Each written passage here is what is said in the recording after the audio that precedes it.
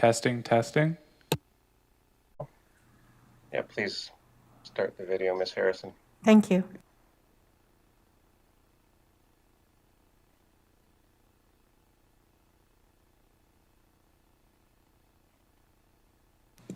Thank you, Mr. Chair. We are live. Okay, thank you, and welcome everyone to the Special Electoral Area Services Committee meeting of January 13th, 2022. I'd like to acknowledge we're on the traditional territories of the Coast Salish people today. And so this is our special budget meeting. We have a very long agenda.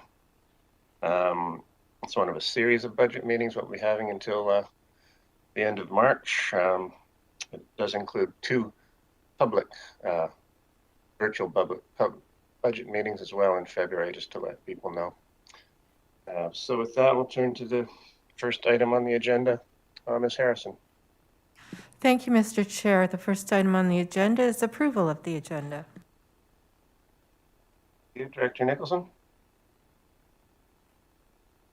Thank you. I would like some direction here because when I was reviewing the material, particularly the supplementals, a number of issues came up for me that I think are more broader, more overarching than the individual decisions that we have to make about each of the service areas.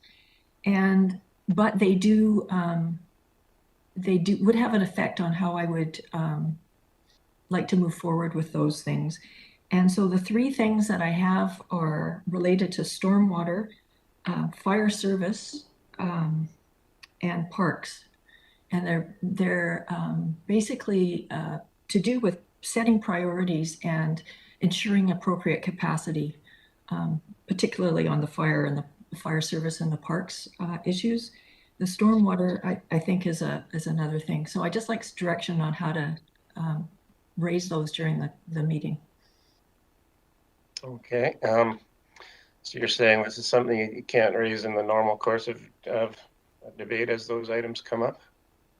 Well, I can, but as I said, that they are rather overarching. So I would like to do it at the beginning of each of those sections then, if that's possible. I think so. I see Director Acton. Yeah, that was going to be my suggestion because I understand where Director Nicholson is coming with this item. It's more of a broad. So if procedurally we're able to just have a discussion before we pull all the motions, then we could have those overarching discussion. Okay, well, procedurally, I guess would be the question. Or do we have to add something to the agenda right now? I think we can handle it with that, trying the way we do it at the beginning of the section. I see Mr. Carruthers popped up. Yeah, Mr. Chair, this is your process. We have reports in front of you to provide the detail on the budget proposals and the supplementals. But if you need to have some contextual conversations prior to those sections, that's clearly your prerogative and would maybe potentially put some directors' minds at ease as you enter into some of those more detailed discussions. Okay, thank you. So one general comment on the agenda, everyone's probably noticed we now have the supplementals added as item 10. So it's a huge agenda. I think there's 165 different budgets, $20 million roughly. So we will see how it goes as far. We do have Friday booked tentatively as well. So if we run out of steam today, we can move to that. I see Director Morrison and Director Markman. So Director Morrison. Thank you, Mr. Chair. And I'm thankful that Director Nicholson has raised the concept of maybe some general discussion about what our attitudes are going into maybe this in general and the specific areas that we'll be discussing. But I just want to raise the fact that Thursday's the day that we all as a group and the board agreed that was our additional meeting day. So I've got commitments for Friday, and I wouldn't be at all happy if we quit early today or didn't try and go for a full day today and had to miss tomorrow. So I'm hoping that we can press through and get the work done that we that we're supposed to do on this regularly scheduled day. Thank you. Okay, thank you for that. Director Martman? Chair, and I too echo the idea of having discussion on sort of overarching issues.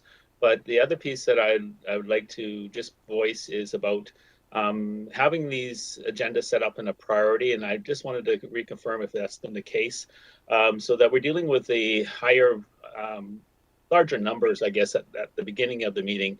And that when we get to discussions of minor items that are quite frankly maybe important in principle, but not important in large numbers, that are further down the agenda. Second to that, I think the other piece that I'm observing is we're all repeating or doing the same work in preparation for this.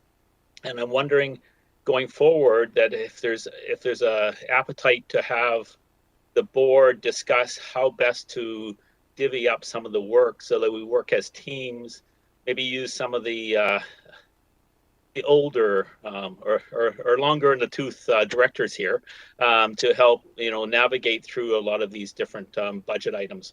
Because one thing I've learned over time, you're better to break things into teams to get through a larger chunk of work. And it seems to me that that might be something that we could discuss prior to setting up next year's budget. Okay, thank you. Well, I don't know if we want to change the agenda too much right now. I'm wondering if Ms. Weiner, did you have an introductory section you were going to do before we, as part of the first item, or were you planning to just jump right in? Point of order, Mr. Chair. We haven't passed a motion to adopt the agenda. Yeah, I realize that. We're just talking about whether we want to change that at all. Weiner? To the chair, the reason the selection and the order that's been put in place on the agenda is because each manager is available for answering the questions.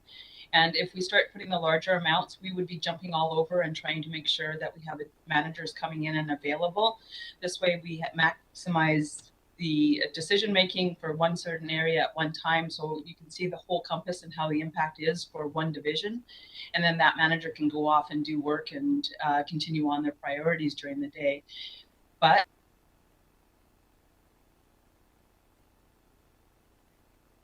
to the committee on how they wish to proceed. Okay, thank you, Ms. Weiner. Okay, so I think we'll just plow on and see how it works out. So do I have a mover for the agenda? Seconder? All in favor? Opposed? Motion carries.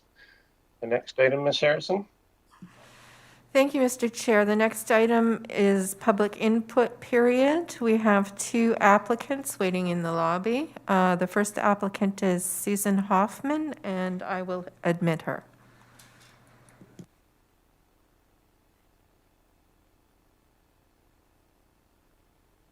Ms. Hoffman is in the meeting. Yes, welcome, Ms. Hoffman. To the chair, the selection and the order that's on the agenda is that each manager is available. Sorry, Ms. Hoffman, excuse me, Ms. Hoffman, we're having a bit of trouble hearing you. Not sure if you have a video or... Decision making for one certain area at one time. It's one division, and then that That's Ms. Weiner has not turned off her microphone, I think. Sorry, we're just having a bit of trouble hearing you, Ms. Kaufman. Would you mind starting again? We'll see if that's better.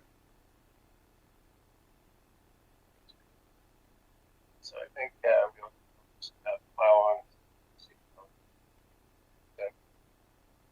Okay, we have a problem with our audio, at least I do. Maybe could we ask to reorder it, Ms. Harrison? Oh, sorry, we really can't hear you. Ms. Harrison, would that work if we go to the next public input and try Ms. Kaufman in a little while? Certainly, Mr. Chair. One moment, please. The next applicant is Russell Lyon, and I'll just admit him. You.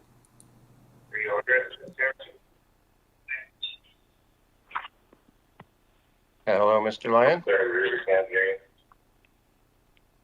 Saracen, would that work if we go to the next public input and try to stop in a little while? Certainly, Mr. Chair. One moment, please.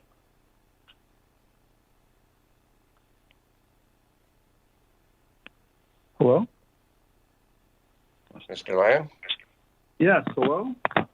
Hello. Hello. Can you hear me Chair? okay? I can Yes. hear you fine. Is this Chair Salmon? Yes, Yes. I'm here. Thank you. Shall I begin? Yeah, please do. You have 3 minutes. Please Yeah. go ahead. Thank you. you. I want to comment on 3 function items. Function 112, that's 112, the area grant, and B, function 448, which is not on the agenda, Shawnigan Basin Society, and function 232, community parks. First, I'll start with function 112, area or the grants and aid program. I found through, hello? Through my review. Yes. Are you in? Can you hear me? Yes, go ahead, please. Yeah. My concern is that there are no published guidelines or policy with respect to function 112, and my comment is that there should be, so that applicants know what they can apply for and that ratepayers would know where their money is going. With respect to function 448, I am confused why this is not on the agenda. I noticed that there is the expense report shows nil and requisition nil that appears on the website, and it has not been funded since 2013, even though there is a bylaw 3737 to fund the Shawnigan Basin Society.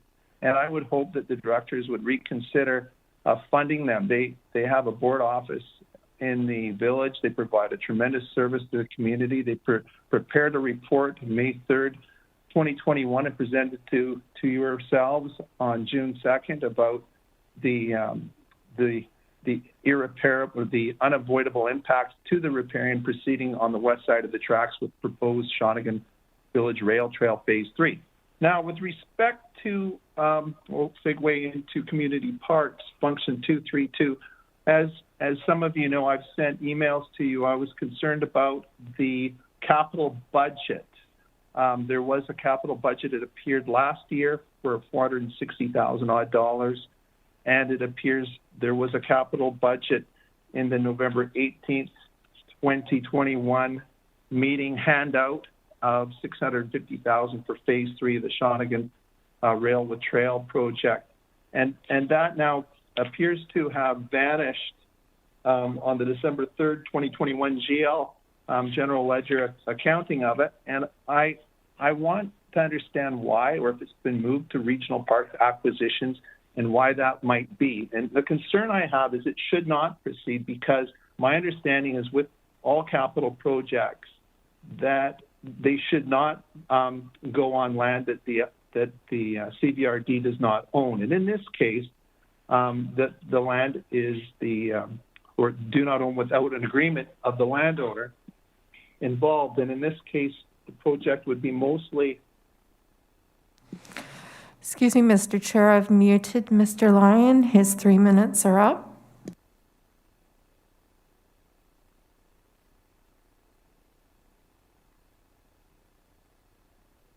Can we give him another minute? Is that what everyone agree to that?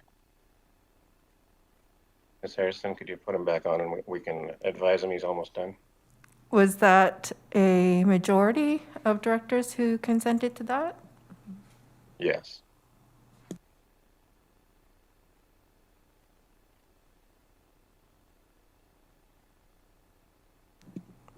I've sent Mr. Lyon. Yes, he's unmuted now.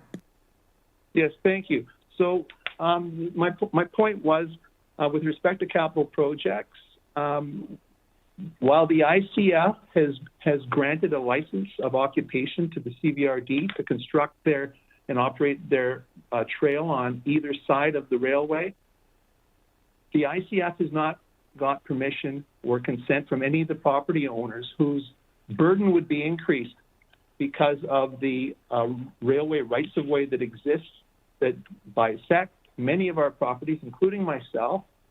And according to the reports that I've seen from Madrone that I've shared with you, there would be encroachment on private residential properties, and that simply cannot happen. It can't happen because we are concerned about the environment.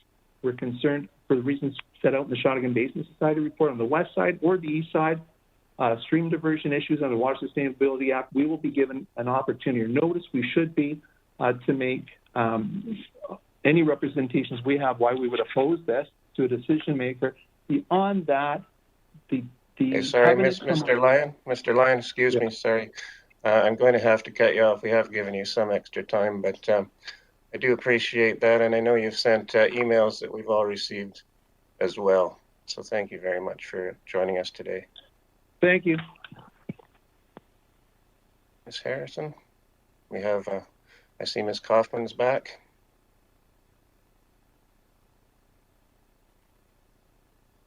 Thank you, Mr. Chair. I've sent a request for Ms. Kaufman to unmute.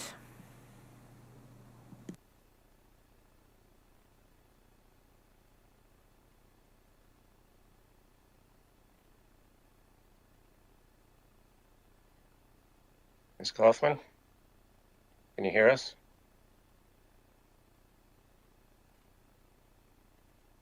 He doesn't seem to be. Ms. Kaufman, I can see you, but I can't hear you.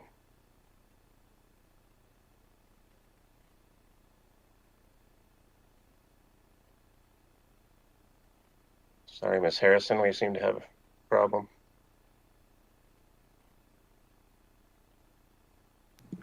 Ms. Kaufman, could you please unmute?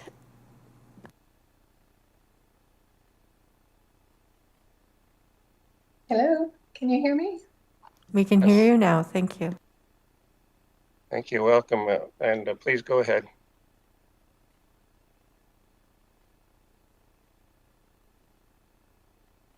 Oh, we've lost you again.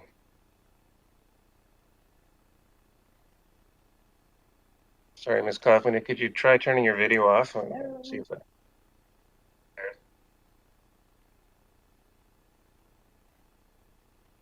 Hello? Yes, hello. Could you please unmute?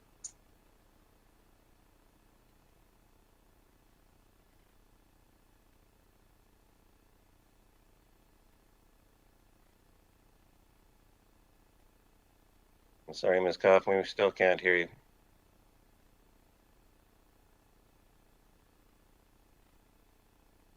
Ms. Kaufman, can you unmute, please?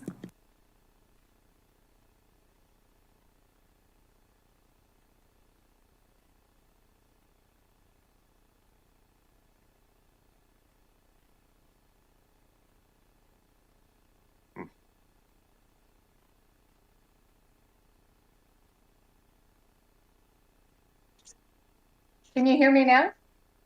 Yes. Yes, you can hear me? Yes, we can. Please go ahead. I don't know what's happening. Ms. Kaufman, can you unmute, please? I have tried that. It doesn't.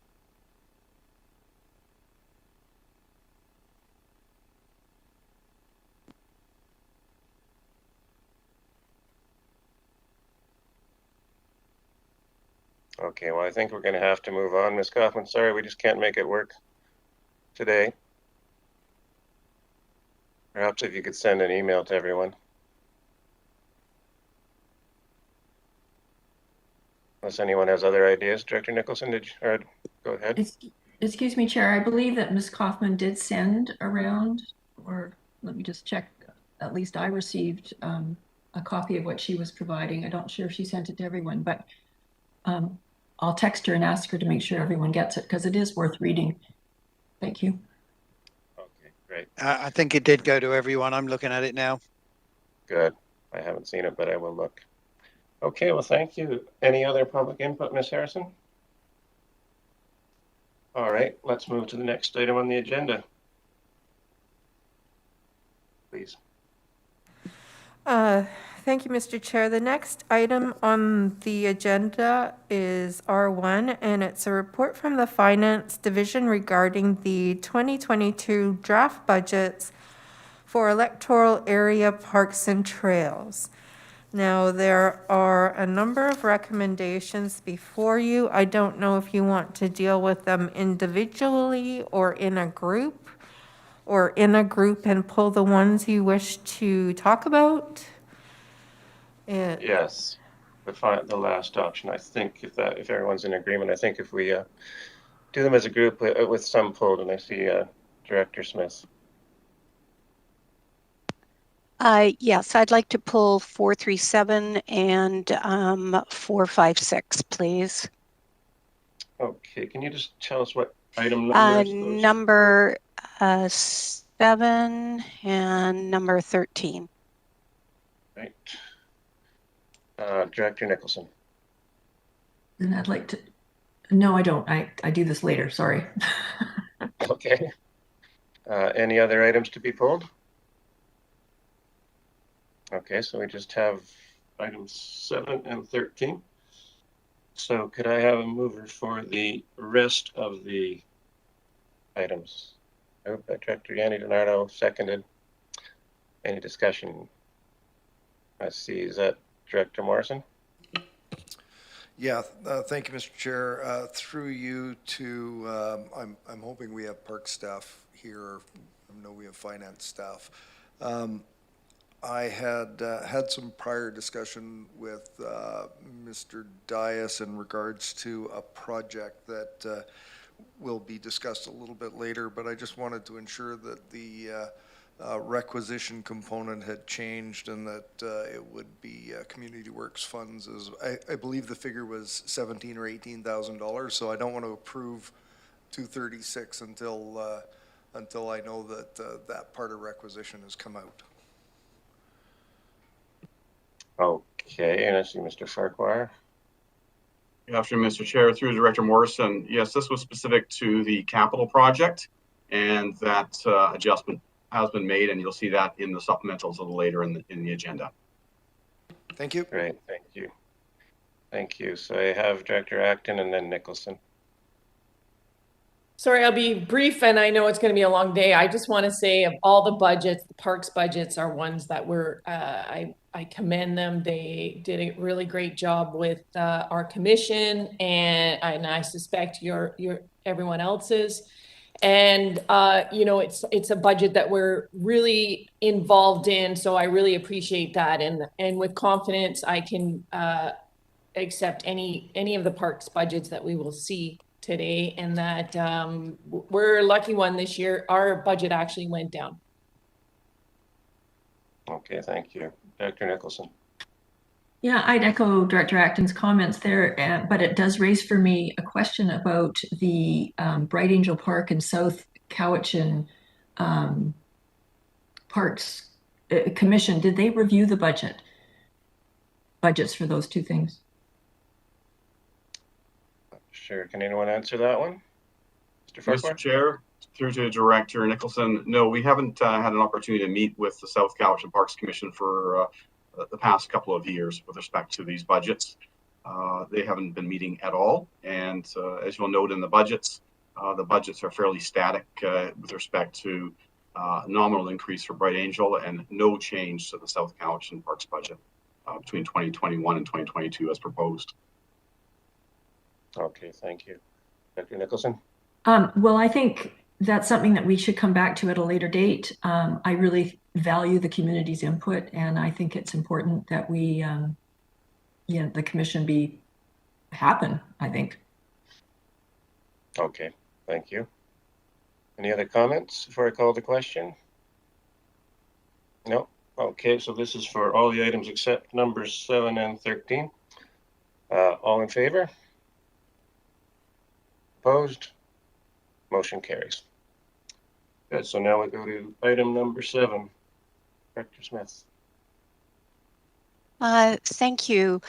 I would like to put forward a motion that it be recommended to the board that the 2022 draft budget for Function 237 Community Parks Area G decrease requisition by 4,205 and decrease the minor capital project by 4,205. And I'd like to speak to that. Okay, do we have a seconder? Seconded by Director Yanni DiNardo. Okay.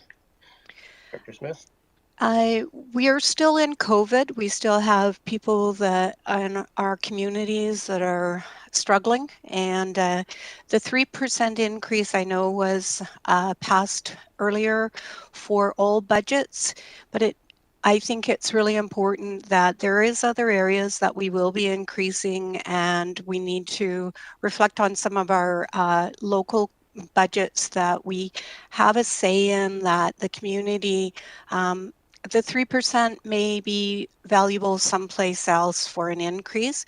In the Area G, we are going to be using, if you have read your supplementals, we're doing almost $170,000 worth of work through the Community Works Funds, Reserve Funds, Capital Reserve Funds, Operating Reserve Funds. So that's a fair amount of projects that are being funded without the use of taxpayers' requisition increase. So I feel that the 3% will go this year without doing the 3% increase, because we do have so many projects that are being funded elsewhere. So I thank you for your support in moving this motion. Okay, thank you. Seeing no further comments, that's been moved and seconded. I'd like to call the question. All in favor? Opposed? Motion carries. Thank you. So we'll go to item 13 now. Director Smith? Thank you. I would like to put before the committee that it be recommended to the board that the 2022 draft budget for Function 456 Recreation Saltaire decrease the requisition by 9,000, decrease contingency by 9,000. And if I have a seconder, I'd like to speak to that. Thank you. Thank you. It's been seconded. Go ahead, please. Thank you. The loan for the work that was done on the building has decreased this year by approximately $9,000. And this is where this decrease in requisition is coming from that I'm asking for. Thank you. Okay, thank you. Any further discussion? Seeing none, I'd like to call the question. All in favor? Opposed? Motion carries.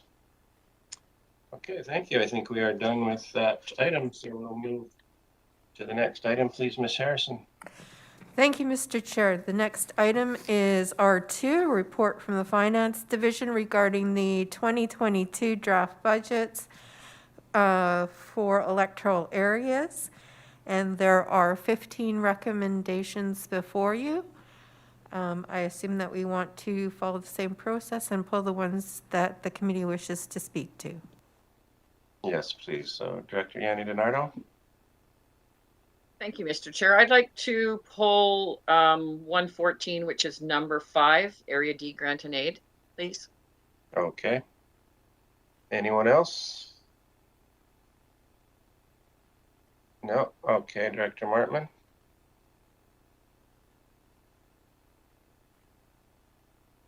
I'm not sure it's necessary if they need to be pulled or not, Chair. I had a couple of questions on some of the line items on a couple of the topics. I can tell you what they are if you like, or what would. Well, okay. Yeah, go ahead.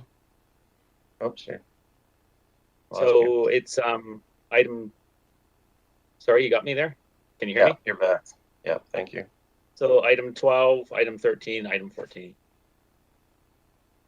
Okay, well, maybe we'll pull those if you want to. I just don't know if, I guess the question I have is that we're pulling it often to make a change, and these are more of questions I have around just how the numbers came to be. So you know, I don't know if staff would give a presentation and then we would have a quick question answer period, or we can just pull them. Either way, you're up to you, Chair. Okay, well, maybe for clarity, we'll pull those three as well, and then we'll have address that. So are there any others to be pulled? Director Morrison. Item 10, the electoral area feasibility study budget. Okay. Anyone else? So that was items 5, 10, 12, 13, and 14. Ms. Harrison. Okay. So I will look for a mover for all the other items other than those 5. Moved, seconded. Okay, call the question. All in favor? Opposed? None. Okay, motion carries. Thank you. So we will start with item 5. Thank you, Mr. Chair. I believe that item 5 is 20,000 for grant and aid, and I'd like to put it at 15. Thank you. Okay. Do you want Ms. Bowen to confirm that? Is that right, Ms. Bowen? Wait for her to pull it up. Sorry, I'm just trying to find it on the website so I can get the numbers. So yes, you want to drop your requisition from 20 where it currently stands. We will make that change to the 15. Thank you. Okay, I don't know if we need a motion for that. Formally, maybe we do. Okay, so moved, and is there a seconder? Okay, call the question. All in favor? Opposed? Motion carries. Thank you. So we'll go now to item 10, Director Morrison. Thank you, Mr. Chair. This is one that I think that we don't often look at, but I gather there's been some activity in this budget, and I know it's mostly engineering that does these. Is there a possibility of having a brief synopsis from staff as to anticipated 2022 need for these funds? Okay, thank you. Is anyone on staff available for that? See, Mr. Dennison, welcome. Thank you, Mr. Chair. Always nice to be here.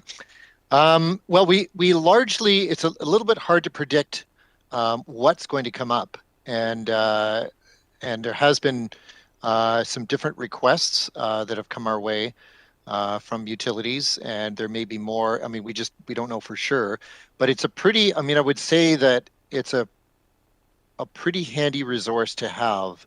Somebody has an idea, or a request comes our way, and there's some money to work with. And often, you know, otherwise in a regional district system, there's no money at all. And so we can't, you know, I mean, there was some interest. We used some money, for example, in the last little while for looking at possibilities for ground disposal of effluent for a possible supporting a Shawnigan sewer system. Otherwise, we can't do anything. We have no, there's no capacity to investigate any kind of ideas or options or anything.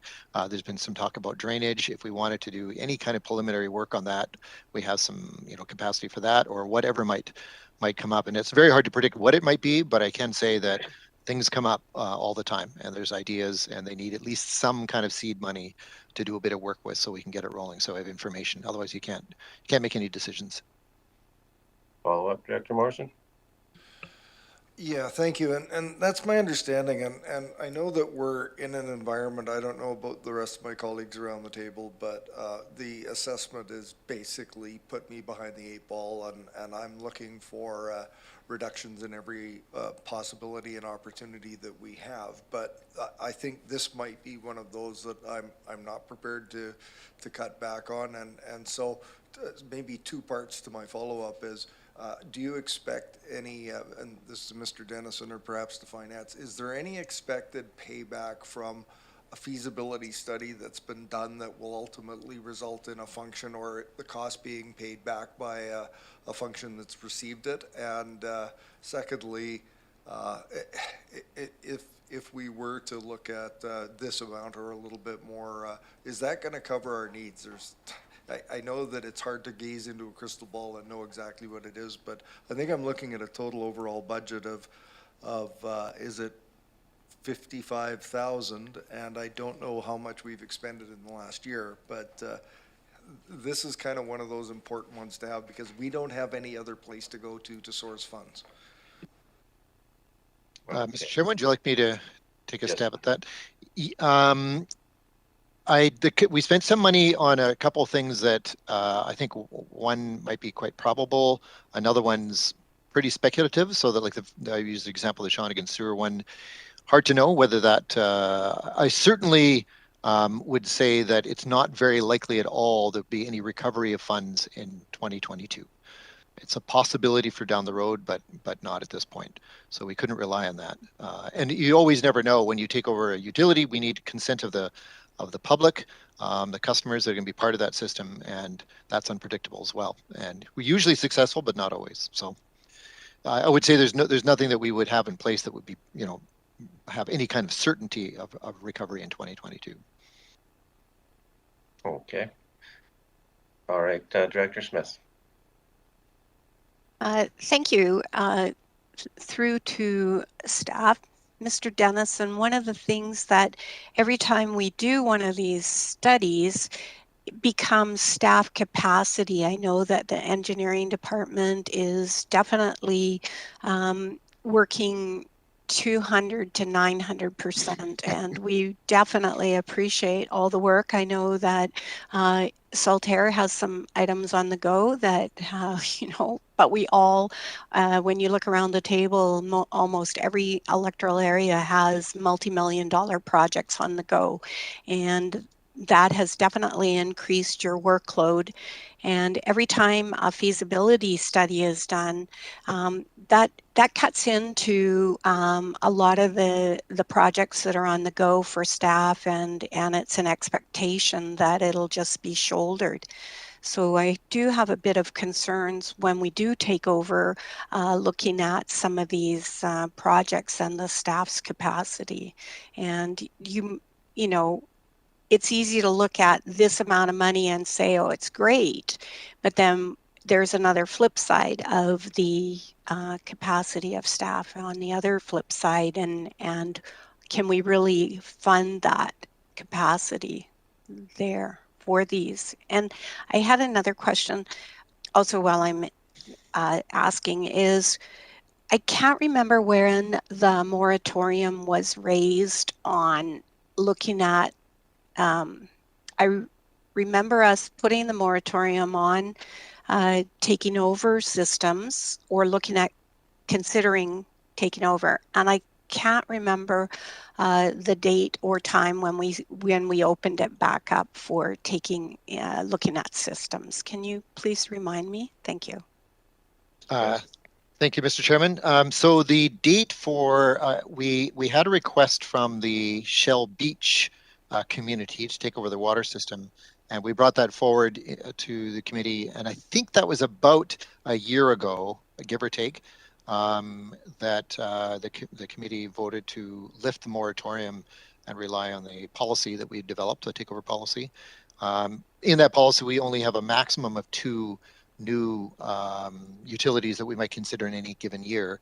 So there is a limit there, as going back to your first question on staff capacity. I would also say that it's been difficult times for everybody going through the pandemic and the various rules and lockdowns and implications of that. And we actually have 2 technical positions that are still outstanding and have been outstanding through all of 2021 that we're really hoping can get filled fairly soon. And that will help with our capacity quite a bit. So we're ever hopeful that that comes through. It's nothing the committee can do anything about. It's just, there's been a lot of coming and going, a lot of people, changing positions or have left the CVRD and new positions need to be retained and stuff. And there's limited capacity with HR and all those kinds of reasons. It's nothing, untoward about it. It's just when we get those filled, that will be very helpful. And I appreciate your concern. That's very nice to hear. Thank you. Good, thank you. Any further discussion? Seeing none, I'd like a mover for item 10, please. So moved. Seconded. Okay, all in favor? Opposed? Motion carries. Great, thank you. So we'll move now Items 12, 13, and 14, Director Martman. Thank you. And maybe this is minor, so we may move it through quite quickly. But when I look at the animal, I think this is the animal control function 310. It lists increase in the animal control contract on, I think it's page 2, and then on page 4, it lists that this is the reason for it is an increased benefit expense. And I'm trying to marry the idea that you have a contract and then you're paying for increased benefits. So I'm not sure I understand how that occurs. I see Mr. McDonald. Through you, Mr. Chair, I noticed this morning that there was my mistake as a typo on that you picked up on, and I have a note here saying, yes, that one that says benefit expense is actually the animal control contract that you saw on the other page. Okay. Thank you. That's the only question on that one, Chair. Okay, thank you. Well, we'll go through all three and then we'll move them as a block. If you'd like to go ahead on item 13. That's okay. I have to jump up here with my little tabbies. Give me a minute. Thank you. The next one is on the function 320 building inspection. And so again, I'm trying to, again, marry the idea of benefits compared to salaries, and not understanding necessarily the local government's standards. So this is, so I maybe lack of knowledge, but is there a standard for benefit to salary ratio that is sort of applied across the board, or is it done by function? So that's just a general question to, I guess, I don't know if it's HR or to finance. Is it 22% or 25% or 29% of wages on a standard basis? Thank you. Ms. Mohan. Through Chair Salmon to Director Martman, the way that budgeting is done is that we analyze a bunch of different impacts to benefit costs for the coming year, and finance in the budget package sets an overall percentage for everybody to use in application for that line item in every budget, the benefits line item. And I believe this year it was 33%. I'm willing to be corrected if I'm wrong on that. And it takes into consideration things like rising benefit costs. The benefits include, statutory benefit increases, et cetera. So all the across the board increases are captured in that one number. When it comes down to it, the actual benefit amount that is paid out in any one budget area is dependent a little bit on the staff complement of that area, how long serving they are, how many full-timers, part-timers, et cetera. So the approach is to use an across the board overall figure, but the actual expenses in the year will be highly variable from area to area. So that's my understanding, and I'm happy to be corrected by finance if I've got it wrong. Okay, thank you. Maybe a follow-up then, because when I read on page 2 of this financial report or budget report, and you go down to the line item for salaries, and then you go to the line item of benefits, salaries increase approximately $22,000, and benefits increase approximately $24,000. And that's where it sort of flags for me. How do benefits increase more than the actual wage increase? I would think somehow they're related to each other. So that's my question. Okay, I see Ms. Weiner. Through the chair to Director Martman, one of the items is some people with wages, there's step increases which are more significant. In other year increases, it's only 2%. So when we went and looked at the numbers, it was at 31% for this year for benefits. And so that was a significant increase from 28. So that's 4% of an increase to benefits. And so if the department only had the 2%, which was the negotiated increase, they wouldn't have had an increase in their wages as they would have within their benefits. All right. That makes sense. Okay. Thank you for your good, careful eye on these documents. So shall we go to the last one, item 14? 14 is not benefits. You can breathe, release. It's I'm sure you've had this before, but again, I'm new, and Code Z is listed there on page 1 under community planning, function 325. I struggle to understand how that's transparent. Okay, I don't know who would like to take that one, Luis. It's community planning. Ms. Giroff. Mr. Chair, so there's an asterisk on Z, and at the bottom of the page there it says code Z includes electoral areas D, G, and H, excluding Islands Trust. So those are the participating Right. areas. I don't know why. You'd have to ask finance why they call it code Z. Okay, thank you. Just to follow up, yeah. So my question is, how is this transparent to the residents of my area that might want to look and say, well, how much is area H contributing to this? And I don't understand why we're lumped together with a couple of other areas, and not, again, detailed out as we are in most budgets. I know what Code Z comes up a couple of times.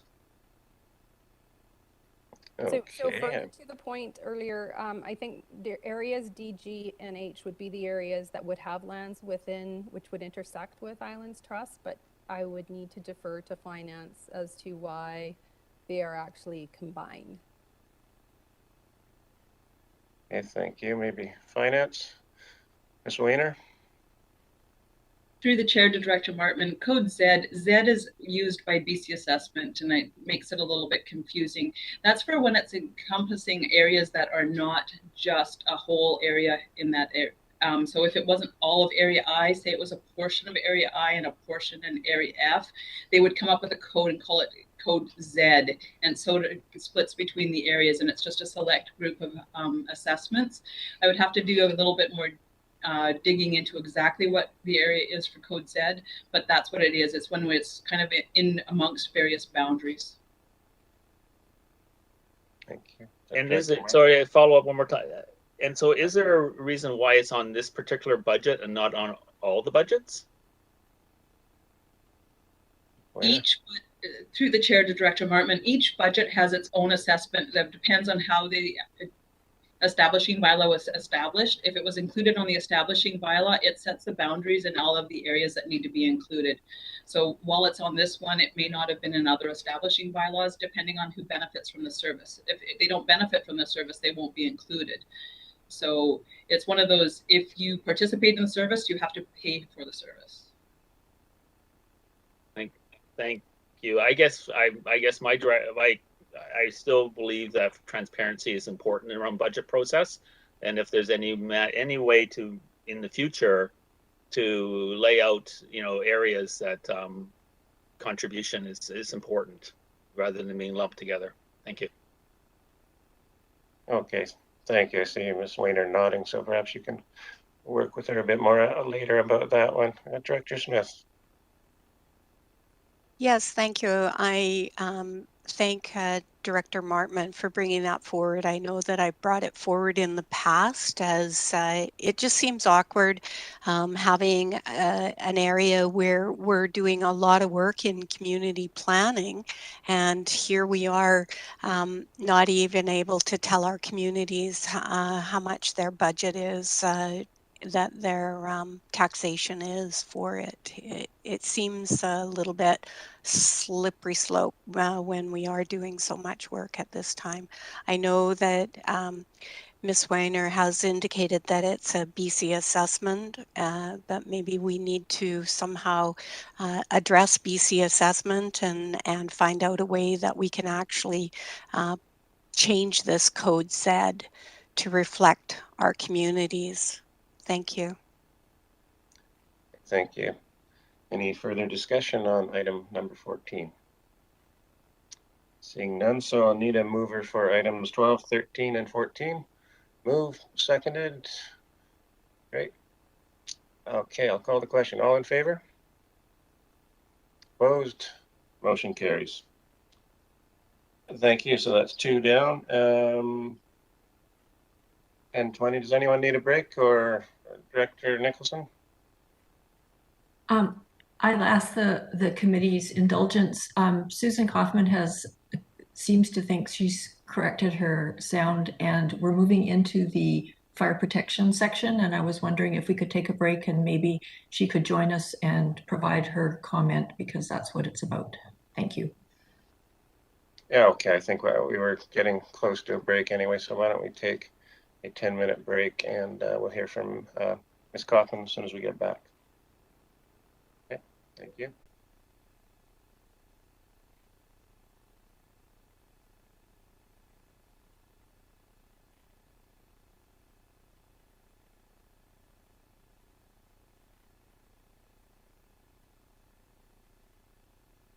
Thank you, Mr. Chair. We are live. Okay, thank you, and welcome back, everyone.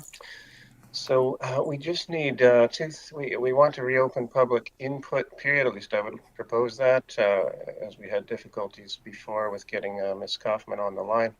So I do need 2/3 consent from the committee to do that. So just a show of hands if you're okay with that right now, please. Yep, okay, we've got it. Ms. Harrison? So we can go to Ms. Kaufman.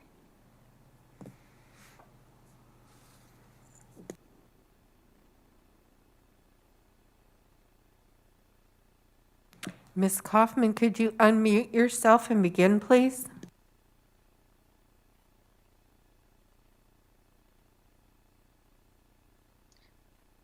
Sorry, Ms. Kaufman, we still can't hear you. There we go. Now we can hear you. There. Is that better?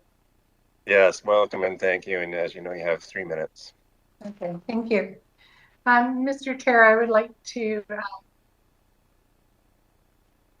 oh my gosh. Can you hear me? Yeah. Okay. Okay, thank you. To speak to our item R3, function 354. Okay. Service provided to Area E, Satlam, part of Area F, and Tracts. A significant number of development applications and approvals have occurred within the response area. Sorry, I'm getting feedback here. I'm not sure why. Okay, carry on. So, You have the YouTube running? okay, is that better? Yes. Okay, good. Sorry, I would like to speak to R3, function 355, Satlam Fire Department. The fire department provides service to Area East Satlam, part of Area F, and Cowichan tribes. A significant number of development applications and approvals have occurred within their response area, which will result in an anticipated population growth. It has been recognized that the fire hall is aging and challenged to meet today's fire service requirements. In 2017-2018, it was identified that the need for a building assessment and the question of seismic stability was brought up. The process cannot move forward without the completion of necessary studies and reports. The proposed budget appears to be status quo. Monies need to be allocated to facilitate the modernization of fire and rescue and emergency services in Satlam. I'm here to request that the EASC support, one, staff be directed to provide a solid plan for the modernization of the Satlam Fire Rescue with identifiable timelines. That funding models for the CDRD fire, rescue, and emergency services be reviewed. And three, that the CDRD fire rescue services coordinator be consulted in the early stages of development applications to ensure adequate fire rescue services are available or how they may be augmented. Budgets are where the rubber hits the road. As you heard yesterday, delays add significant cost to projects. please do not allow modernization of the Satlam Fire Hall to become out of reach or greatly reduced due to costs. Thank you. I'm a little bit rusty at this. Oh, perfect. Thank you. Right on time, too. Thank you very much, Ms. Kaufman. So, Ms. Harrison, any other? No? Okay, good. So we'll say thank you to Ms. Kaufman and move back to the agenda, which was Ms. Harrison. Next is R3. That is correct, Mr. Chair. Item R3 is the report from the Finance Division regarding the 2022 draft budgets for fire protection. And there are 9 recommendations. Did the committee wish to pull any one of those? Okay, Director Smith. Thank you. I would just like to make a comment and not pull the fire protection for Saltaire function 353. I'd like to thank the staff. This is a little bit more complicated than some of the other fire protection areas, as we have a contract with North Cowichan and Ladysmith. And so every year they have to guesstimate a little bit based on some other things involving it. And I really appreciate the ups and downs that they have to go through just to make sure that the contract is honored. So I'd like to thank them for their staff time involved in that. Thank you. Thank you very much. Director Nicholson. I have a quick question about number 5. Okay, would you like to pull that one then? Sure, if that works. Yeah, okay. So we will, anyone else? Looks like we're just number 5, okay. So I'd like a mover for numbers, well, everything except 5. Moved by Director Anidado, seconded. Okay, any discussion? I'll call the question. All in favor? Opposed? Motion carries. 5, Director Nicholson. I would just like to confirm with staff that I think at least 2 years ago, there was money put in the budget for consultants to do the work that's necessary to do the review of fire service in Satlam, the building and so forth. And I just want to make sure that that money is still in the budget. Okay, Mr. Elzinga. Thank you, Mr. Chair. I may call on Finance to provide some additional information. My understanding is that that money would be in the budget, as everyone is aware, with our emergency management division and our fire halls. We do have some capacity to be able to move things forward. There has been significant work done on the Missachi Lake Fire Hall this past year or so. We have done some work on Satlam. The seismic evaluation has been completed. We do need to do some additional studies. My understanding is the money is in the budget to do that. Okay, thank you. All right, Director Nicholson. Director Morrison. Thank you, Mr. Chair, and this is sort of along the same lines to Mr. Elzinga, and you know, being there's a significant number of residents in Area F that contribute to this budget. So my understanding is that the needs of the fire service are being met and adequately funded, and that they're next up as far as the next hall project and revamp and modernization as far as goes. I'm just you know, trying to make sure that Ms. Kaufman's concerns are being heard and adequately addressed. Mr. Elzinga. Mr. Chair, through to Director Morrison. So I'm going to phrase this, that there are some capacity issues across the entire organization. And so we have to prioritize some of the services when we build our budgets. I will not say that fire services are meeting all of the expectations across the organization. We continue to be challenged with processes like fire inclusion. as we move through new developments. We're spending some significant work right now on Goldstream Heights and the Poldy developments around fire inclusions.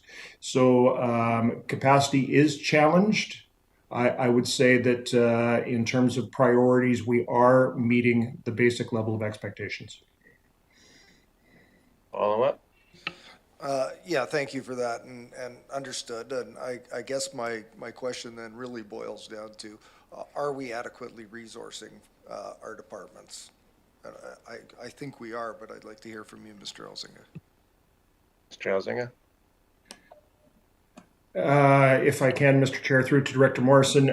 So there are 9 budgets that we talk about. There's 6 that are directly operated by the CVRD, and so we do consultations with the fire chiefs to meet their needs. And so at this point, for those fire departments, we are meeting the expectations as far as the chiefs are concerned. So I'd like to thank Mr. Rob Schooler, our new Fire Rescue Services Coordinator, for the amount of work that he's had meeting with the chiefs and determining those expectations. And my answer would be yes, on a basic level, we are meeting those expectations. Thank you. Mr. Schooler, did you want to add to that? I noticed your hand briefly. Good morning, everybody. Thank you, and through the chair. I agree with General Manager Elzinga's comments. So at this point, I have nothing further to say. Okay, great. Thank you. Director Nicholson. Well, this has led nicely into one of my issues that I was really concerned about when I've been concerned about this for a long time. So just as some history on the Satlam Fire Hall, when I started, I was concerned about it, and I also recognize that there's probably an opportunity to provide a better service for the community. And I was told at the time that the Satlam Fire Hall would be next in line after the Oyster building was completed. I was patient and waited for that, and that is not what has happened. And then I started to think, when I looked at the budget a little bit more carefully this time round, and I had a really very interesting conversation with Mr. Schooler about fire service. And I think, given the real concern, the really big concern we have now with wildfire risk, and the fact that we have allowed development in areas that are really a high risk areas, I don't think we understand whether we have the right capacity in our fire departments to actually provide the service that we may need in the next few years if we have a serious wildfire. And I think that we really need to spend some money on getting fire service reviews done in all these high-risk areas. When I talked to Mr. Schooler and I was talking about Satlam, he said, well, gosh, I think the greater challenge, the higher risk problem is up on the Malahat as far as providing fire service. So my takeaway was Satlam's going to be bumped again for another area, which takes me to a capacity issue. And honestly, this is a hugely important area that we need to have the capacity to get the work done, to understand where we're at so that we can then correct the problem. And so I really think we need to think about that as we move forward and get the information we need to set appropriate priorities. This is a new game now. And so we really need to reassess where we're at. Thank you. Great, thank you, Director Nicholson. Any further comments? Mr. Elzinga. Yeah, Mr. Chair, if I can just respond to that, just to thank Director Nicholson for her comments. And I don't want to leave the committee with the impression that we aren't challenged with some of our provision of service. And so I said that we meet the basic expectations.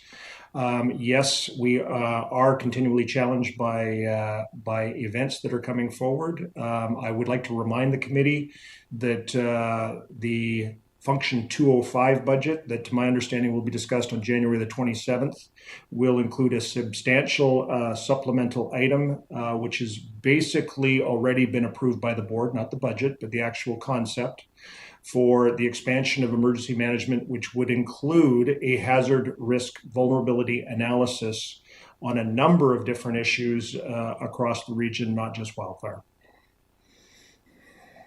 Good to know. Thank you very much. Director Morrison. Thank you. And maybe a bit tangential, but I didn't notice within our supplemental items, and I know we're dealing specifically with Satlam, but has there been any further discussion, and I know resources and personnel challenges, on additional SPUs, structure protection units? Those, I think, are one of the answers to Director Nicholson's and my concerns about protecting our communities and capacity, and any thoughts as to whether we'll see a supplemental request coming forward for those, obviously not in this budget, but in future budgets? Thank you. Mr. Elzinga. So thank you, Mr. Chair. Through to Director Morrison. I'm going to defer to Mr. Schooler on some of that. We have had some discussions. I know that is something that Mr. Schooler has brought forward to staff about the need for that. But yes, you're correct. It has not been brought forward for this budget year. Mr. Schooler? Schooler? Again, good morning, everybody, through the chair. At this point, I am conducting a bit of an overview or analysis of the whole SPU program, the effectiveness of it, deployment, frequency, and whether or not it's a viable option to either increase SPU units or remain status quo. At this point, it's just too early to tell. Great, thank you. Okay, so good discussion. Okay, Director Nicholson, one more. Yeah, so I guess I'm left wondering whether if we've had the money in the budget to deal with the Satlam Fire Hall for the last couple of years. I am wondering if we have the capacity to get it done this year or not. Okay, I would like to take that.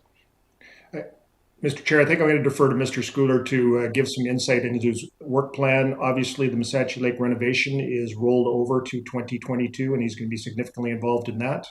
And my interpretation is that Satlam studies would be ongoing as well as that, but Mr. Schooler may provide more information. Thank you, Mr. Elzinga. Yeah, again, through the chair, that is on my list of things to do.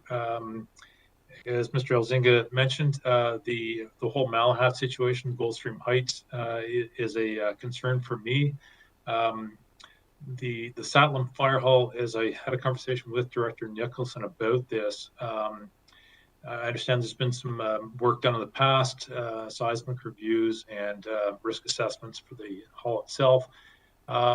Bigger picture, we need to determine where that fire hall is going to be located. If it's in the same location, if it's going to be in the center of town, if it's going to be outside of the area.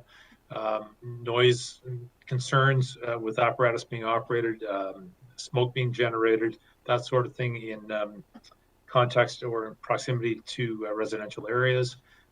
Is it going to be a joint facility? Is there going to be a library, a community hall, some kind of a joint meeting space? So lots of things yet to be determined with respect to the Satlam Hall. Yes, it's a very aged building. From what I understand with the review that was done in 2017, there's nothing significantly wrong with the building.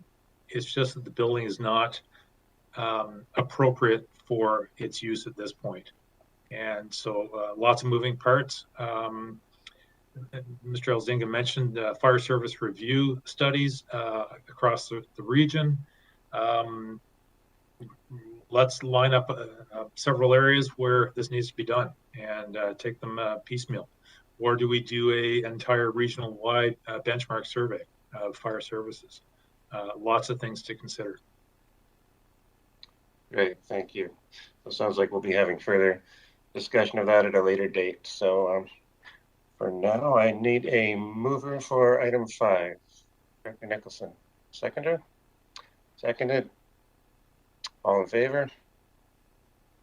Opposed? Motion carries. Thank you, Mr. Schooler and Mr. Elzinga. Ms. Harrison, next item, please. Thank you, Mr. Chair. The next item is item R4. It's a report from the Finance Division regarding the 2022 draft budgets for engineering services utilities, and there is one recommendation before you that it be recommended to the board that the 2022 draft budget for function 576 engineering services utilities be approved. Okay, thank you. And I see Mr. Dennison, would you like to go first? Sorry, Mr. Chair, I wasn't going to. I was here available for questions in Okay. case anybody had questions. Yeah, All I right. just there we thought they'd go. like to see me to know I'm here ready to answer if there's any. All right, good. So I saw Director Yanni DiNardo and then Wilson. I was just moving the recommendation. But Okay. I'll wait. Moved and seconded by Director Kuhn. Okay, now we can go to discussion. Any further discussion? Is that me, Mr. Chair? Director Wilson, did you have something? Okay, go ahead, please. Yeah, I'm looking at all these bits and pieces here, and as Ms. Weiner knows, and a couple of the others in the finance department, I'm financially challenged here. So I'm looking at the background, and it says target 3%, and then core budget for all functions is proposed overall 2.4. And then function 567 comes up, and I'm looking at 576, and we have an overall increase if the budgets, if the supplementals are included, of 13.33%. That, and I understand it mostly due to wages and benefits. But Mr. Dennison, did we take on extra staff? Because you did mention that we're actually short of staff. Why is this such a huge increase there? So there's two elements. Before the supplementals are considered, there is an increase in staff cost in 576. So 576 it's not a direct budget in the sense that there's direct services related. It's what you might call a clearinghouse budget, where there's a lot of expenses from all these 36 utilities and some drainage systems all go into one place so that they can be allocated out of one place rather than having to track thousands of different entries all over the place. So in one element of that, the staffing cost, that brings together our costs for our outside operators and for our inside staff. And as you noted, there's an increase from a significant increase in that figure from 2021 approved budget to 2022. The increase is not related to the staff that we already have budgeted for. We had allowed that already for the 2021 budget, and that money was not spent because we were unable to retain those staff. So that money actually falls off the edge of at the end of the year, falls off the edge of the budget and goes into operational reserve for future use. But the proposed increase here is primarily due to allocation of costs. So all the things we do in engineering pay for the cost of our general manager and for secretaries. And every year the general manager goes through and does that allocation and may put a certain percentage of this and a certain percentage of that. For 2022, the former general manager had changed that allocation somewhat so that more of his expense and more secretarial expense went to 576. And he did that in anticipation of some changing responsibilities for the general manager and planned reorganization and whatnot. So that's ended up here, and it's still there now. I didn't do that number ourselves, so I can't answer more than that. But that's how that came about. And there is also just some regular approved increases already, like the 3% union staff get and that sort of thing is already built into there as well. So there's some of that is for that reason. Yeah, thanks for that, Mr. Dennison. Follow up, please, Mr. Chair. Yes, please. Yeah, so this overall increase we're looking at of 13.33% there. How does that translate into, if you like, an overall picture? For instance, is that a 2% rise for area D and a 1% rise for area B, etc.? What's the overall, and probably Ms. Weiner would have that answer here, although that is 13.3%, how does that translate into the overall picture? Are we still talking about the 2.4 that you mentioned earlier? Okay, who would like to take that one? Weiner? Through the chair to Director Wilson, yes, this is part of the 2.4%. It's already put in there. And as it would have to be divided by the areas. So while you're looking at this, this is only a service that's divided up through 576. 576 goes out to a bunch of different functions. It's not a function that rolls up into that amount that is that 2.4% because it gets allocated out. So from this budget, the cost goes out to each of the water systems, the sewer systems, etc. So it will be built into those budgets. So when you're reviewing those budgets, that is where this budget comes from. Okay, so just to clarify for my own benefit, then this 13.3 is part of the 2.4 overall that we were talking about, already built in there. Yep. Lovely. Thank you very much. Thank you. Any further questions? Looks good. Okay, so it's been moved and seconded. We'll call the question on this item. All in favor? Opposed? Motion carries. Thank you. Thank you, staffers. And next item, Ms. Harrison. Thank you, Mr. Chair. The next item is R5. It's a report from the Finance Division regarding the 2022 draft budgets for street lighting. And there are 18 recommendations. So if it's the committee's wish to pull any of them. I see. You're moving that, Director Yanni DiNardo? Okay, is there a seconder? Good. I didn't see anyone wanting any of them pulled. Okay, Director Morrison. Question through to Mr. Dennison. I'm hoping I think BC Hydro has finally taken the advice that we've been giving them for years with the new technology that's being available in street lighting, and I know that a lot of Area F has had the new LED lights installed, which I think we're all hoping will be a significant savings from the hydro bill perspective. I note that this is status quo and probably our first budget cycle for getting those bills with the LED in them. Is there an anticipated reduction in future years? I didn't look at the 5-year plan, but I think that there's a hope amongst a number of us that these won't be increasing at the rates that we had seen in the last couple of years. So any ideas to the savings for LED versus the old metal halide or sodium vapor lighting? Mr. Chairman, we've absolutely seen a reduction in energy use. But a reduction in cost is offset by increasing rates per unit energy as well. So that's we're kind of racing against that tide as well. But yes, it's quite possible, especially in the larger ones where we have a lot of units. Some of them are very small, where it's just critical street lighting. There's just a few, and it doesn't make that much of a difference, and they're very, very small budgets. But where there's larger ones, where we have servicing a larger area like say Honeymoon Bay or Yubo, that yes, we anticipate that there will be reductions and certainly some cost reductions, although over time that may be offset by increasing rates. Okay, thank you. Director Yanni DiNardo. Thank you, Mr. Chair. I just wanted to make a comment with climate change in mind and Area D as a dark sky community, and noticing that there could be significant savings in a lot of communities if we move to more dark sky communities. Thank you. Thank you. Okay, seeing no further discussion, it's been moved and seconded. I'd like to call the question. All in favor? Opposed? Motion carries. Great, thank you. So we'll move on to the next one, Ms. Harrison.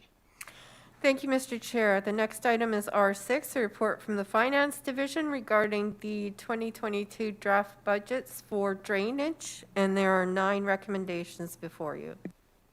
Thank you. Move Director Yanni DiNardo, or is that a question? Okay, question. Moved and seconded. Sorry, go ahead. I just wanted to pull lanes number 5. Thank you. Oh, number 5. Okay. Any others? Okay, so let's move them all except number 5. I have a mover for that. Director Wilson, second. Okay. And we'll call the question on those. All in favor? Opposed? Motion carries. Thank you. And now we'll go to number 5. Director Yana DiNardo. Thank you, Mr. Chair. I just wanted to, I have no problem with the Lanes Road drainage at all or the cost. It's just a comment on drainage in general. And I know that Director Nicholson has been interested in Area D drainage as well. And we and all of us are having issues with our atmospheric rivers. And since the Ministry of Transportation doesn't do drainage, we do a limited amount of drainage. Will there be any chance that we could discuss or be available to discuss or have some movement on with the province on the discussion of drainage? Because of what's been happening in my area, there's been a lot of, and we talk about the hazards and not only fire. So I'm just wondering if that will be included in hazards or where will that be discussed, just because it's come up here now. Here, Mr. Dennison. Yes, thank you, Mr. Whoops, am I on? Yes, thank you, Mr. Chairman. Drainage, as we indicated a few meetings ago, is a really, really tricky topic. Liabilities potentially are very, very large if something goes wrong and there's damage to private property. But the current authorities, as you point out, technically highways doesn't do drainage at all, except for they do. And that's part of the problem. And a lot of our areas were developed, you know, on the premise or basis of the drainage system that highways looks after, that they in fact have only responsibility for the drainage in the roads. So we have this informal situation. Cowichan Bay is a fantastic example because it's very much like that there. Existing properties are draining into highways ditches and there's nothing else there and lots of liability. So it's a very tricky issue. I think, and Director Nicholson and I have also discussed this a few times. I think the thing to do is if the committee and board want to look at this, is to fire up some staff, I think in planning staff and engineering staff, to consider, you know, what might be possible. I suspect, and I don't even know if highways would be prepared to consider this, but if we say in an area that was problematic like Cowichan Bay, if we were prepared to create a service area and take on the liability from highways, then maybe they might be prepared to give up control of these roadside ditches. But that's the key thing, is the liability question. So that's and I don't know that they would even then be prepared to consider that. If they're not, I don't know how we would actually gain active control of the system because so much of it runs into the roads, just beside the roads. But anyway, my suggestion would be to have some direction to us, to staff, to investigate some planning and engineering staff and report back on that topic. And we can talk to highway staff, transportation staff, and also maybe get some legal input to consider that question. Is that something that we can do now, or that's something that we can talk about another time? Could I make that resolution now? Well, I'm not sure. Why don't we see Director Nicholson? Let's see what she has to say. And just to have the discussion. Thank you. Yeah. I have a resolution already. I was hoping to move that staff report back on options for addressing the need for stormwater infrastructure services in high-risk areas. And if someone will second that, I'll speak to it too. Thanks. Seconded. Been seconded. There you go. Right. So I think Lori and I both, Director Yana DiNardo and I both have very high-risk areas in our area as far as stormwater management goes. And we know that Highways tells us all the time that the ditches are just to provide stormwater drainage for water that comes off the roads. And we know that with the atmospheric rivers and the huge storm events we're having now, that rock pits and swales aren't going to work adequately in high-risk areas. So we really actually need stormwater infrastructure, and we need to require it before we allow development goes, and we need to fix areas that don't have adequate stormwater management now. And so I recognize that regional districts don't really have the tools to do this, and that it is largely something we need to work with MOTI to figure out. But if we don't start working at figuring it out, we are going to have huge problems. I think not we're already starting to see the problems arise. So that is why I hope people will support this motion and get this work started. Thank you. Okay, I see Mr. Carruthers, and then we'll go to Director Smith and back to Yanni DiNardo. Yeah, thank you, Mr. Chairman. I'm sorry I didn't step in sooner. I was going to suggest that the committee defer this to a subsequent ESC meeting. You're in the midst of a budget meeting, and this is actually a business item. Very worthy of discussion, absolutely, but I don't know that this meeting is the place to have that. You're going to get yourself drawn into a lengthy discussion. So I would just recommend that you defer this to an upcoming ESC meeting. Okay, are you okay with that, Director Nichols? Well, I actually think it's pretty straightforward, so. So why don't we just refer to the next, can you bring it up at the next ESC meeting, and I think we'll just stick with budget. Alrighty, then could you make sure it gets on the agenda? Yes, commit to that. Okay. And next, Director Smith. Thank you. I appreciate the input from Mr. Carruthers, because I think it's really important that we sort of figure out what is high risk areas. Also, looking at Saltaire, we're on a clay basis with downhill slope and the pressure on the ocean front, and that is also high risk. So I think that it's something we have to have a deeper discussion on as a committee, and I appreciate that we move it forward to another meeting. Thank you. Thank you. Director Yanni DiNardo. I'd just like to move number 5 so we can move on with the budget. Thank you. Sorry for the Perfect. Yeah. Seconder. Okay, moved and seconded. I'd like to call the question. All in favor? Opposed? Motion carries. Thank you. So next category, Ms. Harrison, please. Thank you, Mr. Chair. The next item is R7. It's a report from the Finance Division regarding the 2022 draft budgets for water services. And there are 24 items. Okay. Any to be pulled from that? I see it's moved and seconded. That's good, but I didn't know if anyone need them pulled first. Director Morrison, Nicholson, and Smith. You don't have to pull it, but I do have a question about Missachi Lake water, and I'll wait my turn.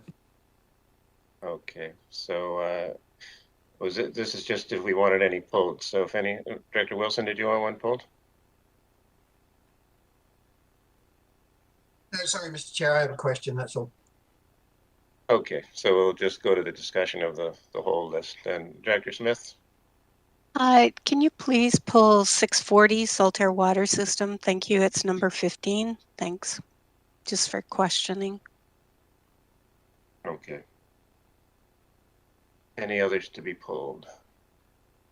Director Nicholson. I have a question about 8. I'm not clear whether you're pulling them or not. Yeah, I think why don't we have the general discussion now, and then I don't know if I'll need to pull any. We'll move them all after the general discussion then. So I had Director Morrison first, Wilson, Smith. Anyone else I missed? Okay, go ahead, Director Morrison.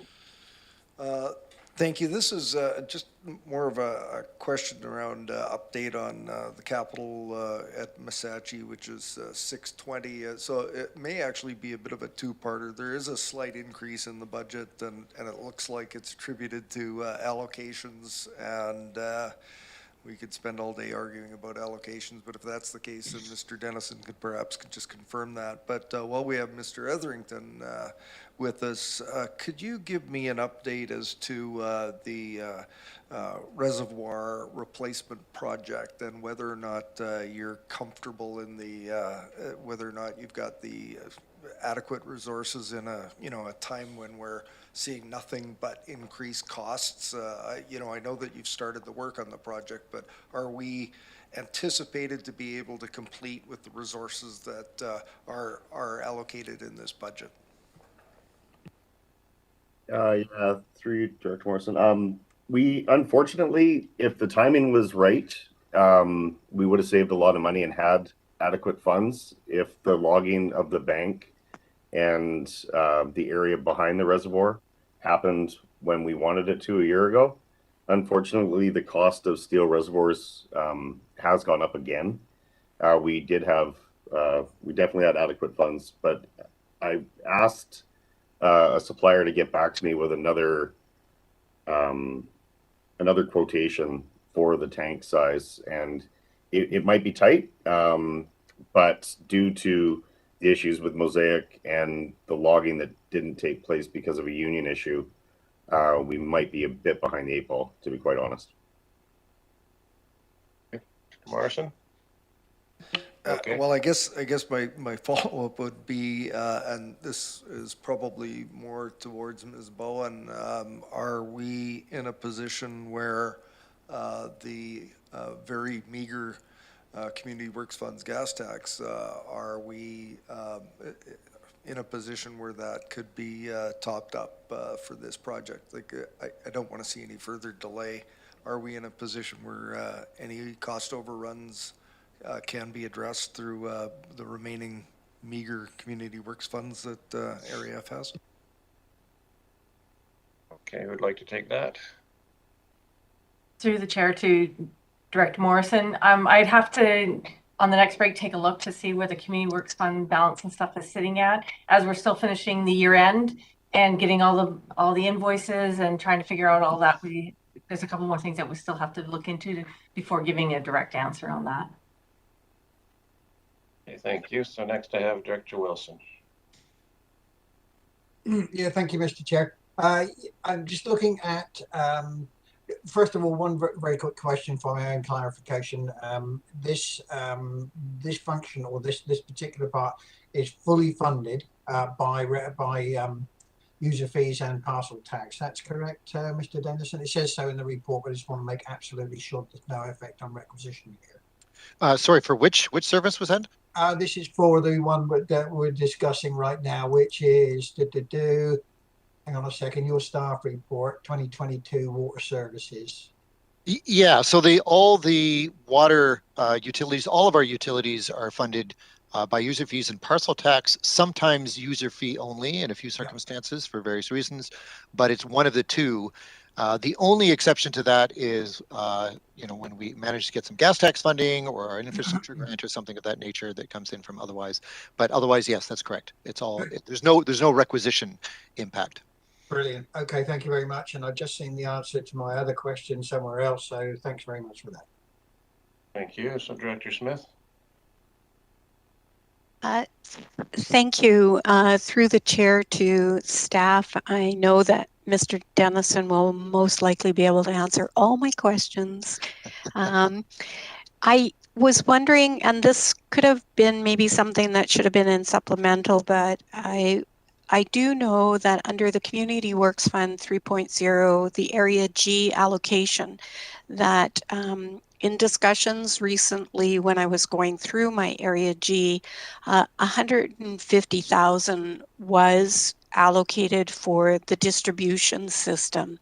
Originally, it had been 300,000 that was allocated based on not receiving the grant for the filtration system. And when we revisited it due to going through that, the 300,000 is a grant and is not able to be put against the filtration system. And I did make some changes with the 300,000, but 150,000 was left for the distribution system. And I wasn't sure if Mr. Dennison was aware of that. The meeting was a little bit, I think engineering was a little late to the meeting and might have missed that part. And then I look at the Community Works Funds 3.0 and under the asset management infrastructure, there is an allocation, a couple of allocations there. One was for some work, I think, on Oyster Way and for the pressure reducing valves. And I think the pressure reducing valves are very important that we are moving along with those. But I don't really see that being put into the budget here for 2022.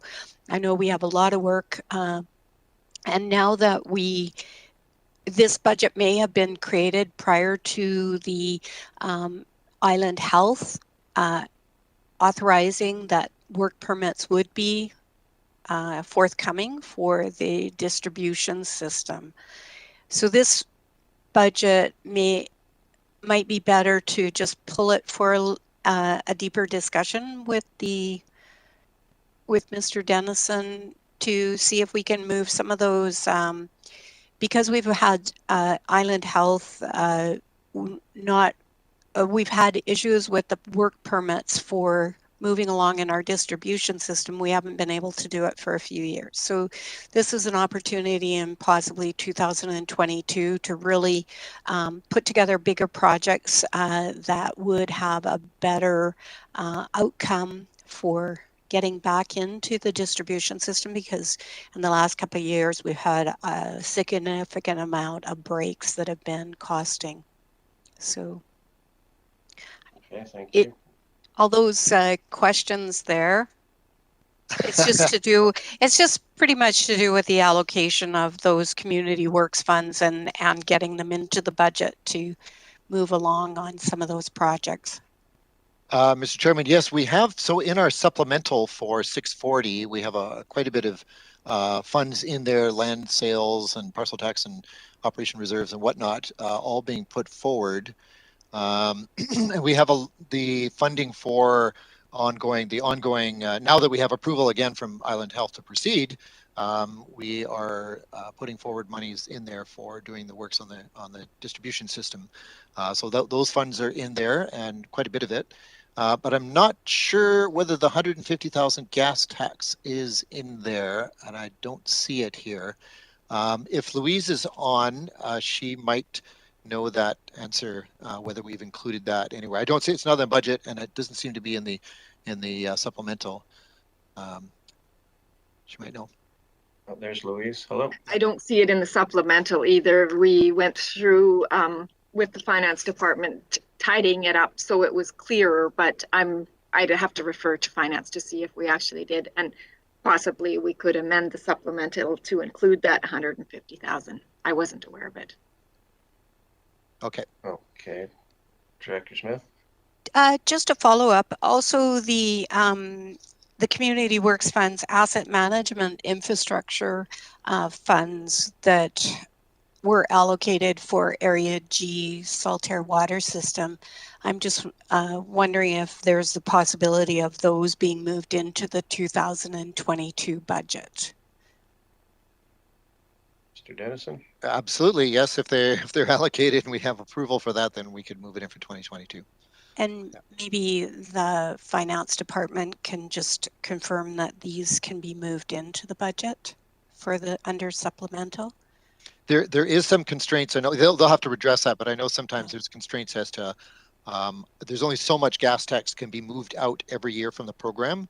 So some things are pushed to later down the road, just because we only get so much gas tax every year, right? So that's a question our finance staff would have to answer.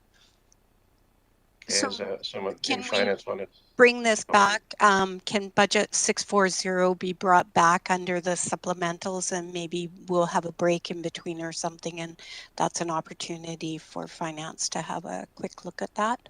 Thank you. Okay, I don't know if finance, does that plan work? Defer this one? Through the chair to Director Smith. Yeah, I would recommend if we had a longer break that would give time for finance to be able to talk to engineering and work together to make any necessary changes and then get that information out to all the directors. Okay, thank you. So it sounds like this is number 15 we're talking about, Director Smith. We can pull this for now and put it on the end when we do the supplementals. Okay, any further questions on any of those 24 items? Director Nicholson.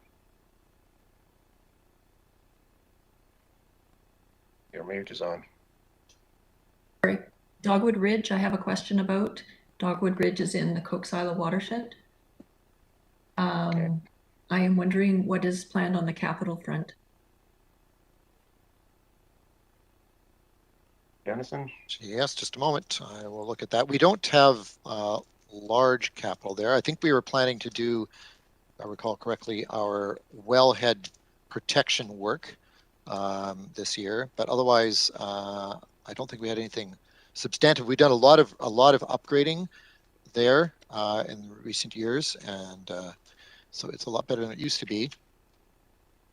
Todd, did you have any? Mr. Etherington, I should say, do you have any commentary on that? Yeah, we had with our island health inspection for Dogwood Ridge, we have the wellhead that is in a ditch, and it does border a farm. So the recommendation was to do an upgrade to the wellhead, and that is the only capital that we do have planned. Like Brian said, the funds, we don't really have adequate funds, so we'll be doing a lot of it in-house as usual.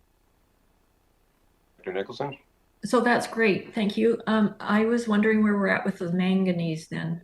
Do we not have an issue with that? Mr. Chairman, yes, we do. What were our plans for manganese? We have a test project, if you will, in Mill Bay, and it's unfortunately taken a while for it to come into place. But we're trying a new media for removal of manganese there. We did a pilot that was quite successful, and in an arrangement with an adjacent development, got them to fund a manganese treatment system based on this this new material. And we're waiting for that to actually be used, and that we're able to document how effective it is in ongoing operations at Carey Village. So that's not up and running quite yet. We had hoped that it would be in the summer. It's not quite yet. It's still very, very close to that, but there's a few bits and pieces that need to be done before that's actually operational. And then we'd like a bit of operational experience with it. So our general plan is to apply that that experience to our other systems that have manganese problems. One of the other issues, though, in using this material is that there's a backwash required. So some of our systems, like Carey Village, have sewer. And so we can backwash and discharge that into sewer quite easily, and that takes care of the backwash. Other systems do not, and we're not. That still needs some further investigation and maybe a bit of a pilot or something to see how we manage that backwash without it being, enormously expensive, because it's pretty large volumes. You can't just put it on the ground or something. You've got to deal with it some way. So we probably have to look at some kind of means to concentrate it. Now, to be honest, also with Dogwood, it may be a better thing to connect into the City of Duncan, and City of Duncan are open to that. They've told us. But again, it's just a staffing thing to get some staff capacity for somebody to run with it and do all the necessary investigations to determine costs and implications for each alternative. And we just haven't had the time to get to that. It's important, but there's just so many important things. So it's, I think for the systems that, are like Dogwood, where we are looking at this new treatment technology and trying to solve the backwash problem, they will all kind of go together once we have some clear idea what to do there. Okay, follow-up, Director Nicholson. Well, not so much a follow-up, just a comment. So because it's in the Cook Silo watershed, I really like the option of hooking into the city water if at all possible. And I recognize that will take some work, and you've got capacity issues. Again, we have capacity issues. And it would also require working with Cowichan tribes, which would probably take a little bit of extra time. So it seems to me that it would be better to get going on this sooner rather than later, because our watershed is really suffering from in the summertime as far as water goes. So it would be helpful if that could that option could be explored sooner rather than later. Thank you. We'll try. We'll do our best. Great, thank you. So Director Morrison. Thank you, Mr. Chair. Through to Finance, just a quick question on 662, the Honeymoon Bay well number 2 debt. Don't need the answer today, but I would like some information around the time left. It says here in our documentation that this debt matures in 2034, but we are putting an additional $3,500 each year into a reserve. I would like to have some offline discussion as to what the options may be as far as an early payout to this. So just give you notice of that, and we can have a discussion offline. Thank you. Great, thank you. So seeing no further, so I think we have not yet moved And this would be to move items 1 through 24, except for number 15, if I have that Point correctly. of clarification, Mr. Chair, we actually Yes, have please. moved them all, moved and Okay. seconded. Except Okay, for we moved them 15. all. Except for 15, okay. So seeing no further discussion, I'd like to call the question on those. All in favor? Opposed? Seeing none, motion carries. Thank you.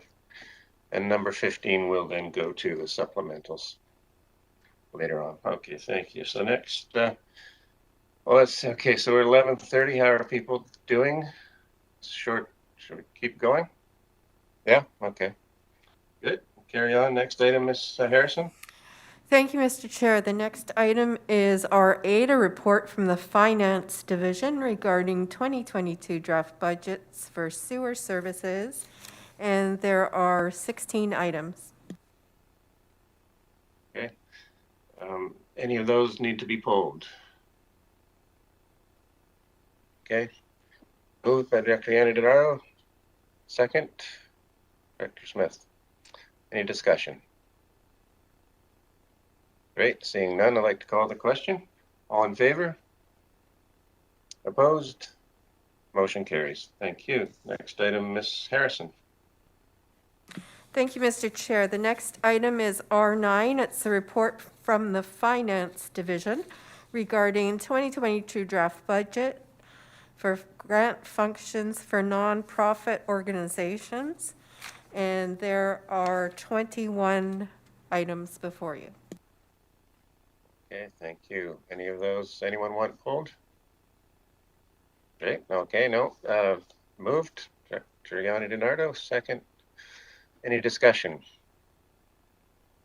No? Okay. I'd like to call the question on those then. All in favor? Opposed? Motion carries. Thank you, Ms. Harrison. Thank you, Mr. Chair. The next item is R10. It's a report from the Finance Division regarding the 2022 electoral area supplemental requests. There are 38 items listed, plus we will be bringing over the last item that was under the water services. So it's been referred to this section. Okay. So I have the feeling we may want to go one by one on these. Is anyone, Director Nicholson, you have your hand up? We take a lunch break Yeah, okay. before we start. Nodding. You want to take a lunch break before we start this? Okay, let's do that. Shall we say 1 hour, come back at 12:30? Works? Okay. Thank you, everyone. We'll see you at 12:30.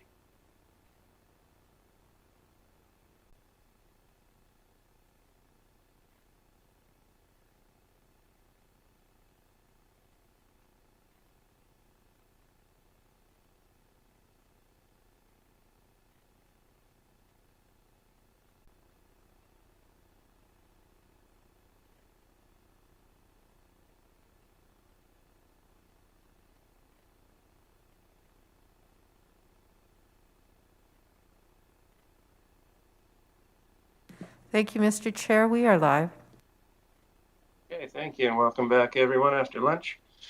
So we are now at R10, and I know I'm open to suggestions here, but I think what we've been doing has been working pretty well. So let's just carry on and see if we can. This is a large one with 38, but if we go through and see which ones people want pulled, I think let's stick with that plan for now and see how that works. So give everybody a moment to get their which ones they want pulled.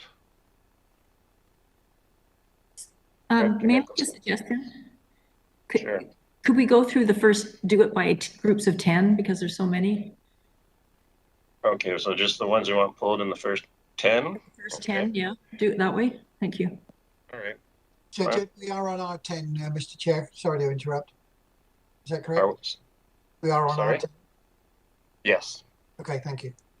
R10. So I don't see anyone wanting anything. Oh, Director Morrison. Yeah, thank you, Mr. Chair. Just a general comment. I think that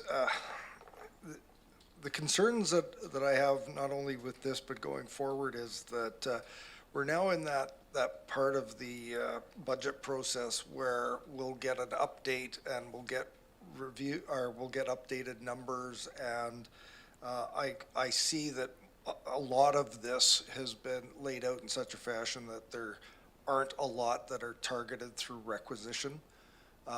Give staff credit for the way they put this together, but I'm really concerned about a ballooning number, given that we're doing our strictly EA stuff now, and there's linkages to regional stuff as well. So I'm just asking everyone to keep in mind that it's really hard to bring the number down once we add these things in, and I'm trying to be as fiscally responsible around things from my area, and I ask everyone to do the same with theirs. Thank you. Okay, thank you. Good point. So I have directors Wilson, Nicholson, and Acton. Oh, and Smith. Okay. Director Wilson. Yeah, thank you, Mr. Chair. I'm looking at the and I'm a bit confused here, as usual. Area, let's have a look here. Function 232, Shawnigan Lake Trail. 232, Old Bordy Mountain Staging Area. 232, Parkland Acquisition. Why have we got 3 232s there? I'm not quite sure what's going on there. Okay, yeah, both two function 232s, you're saying, okay.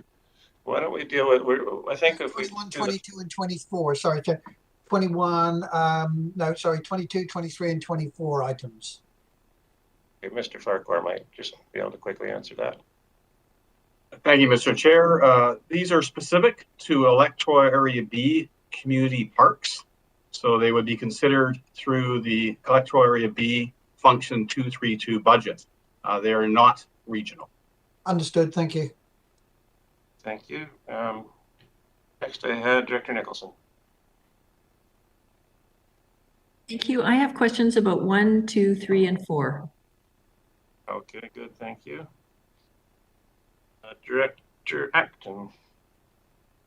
So I'm unclear whether the supplementals have been included in the budget, total budget that's been presented to the communities.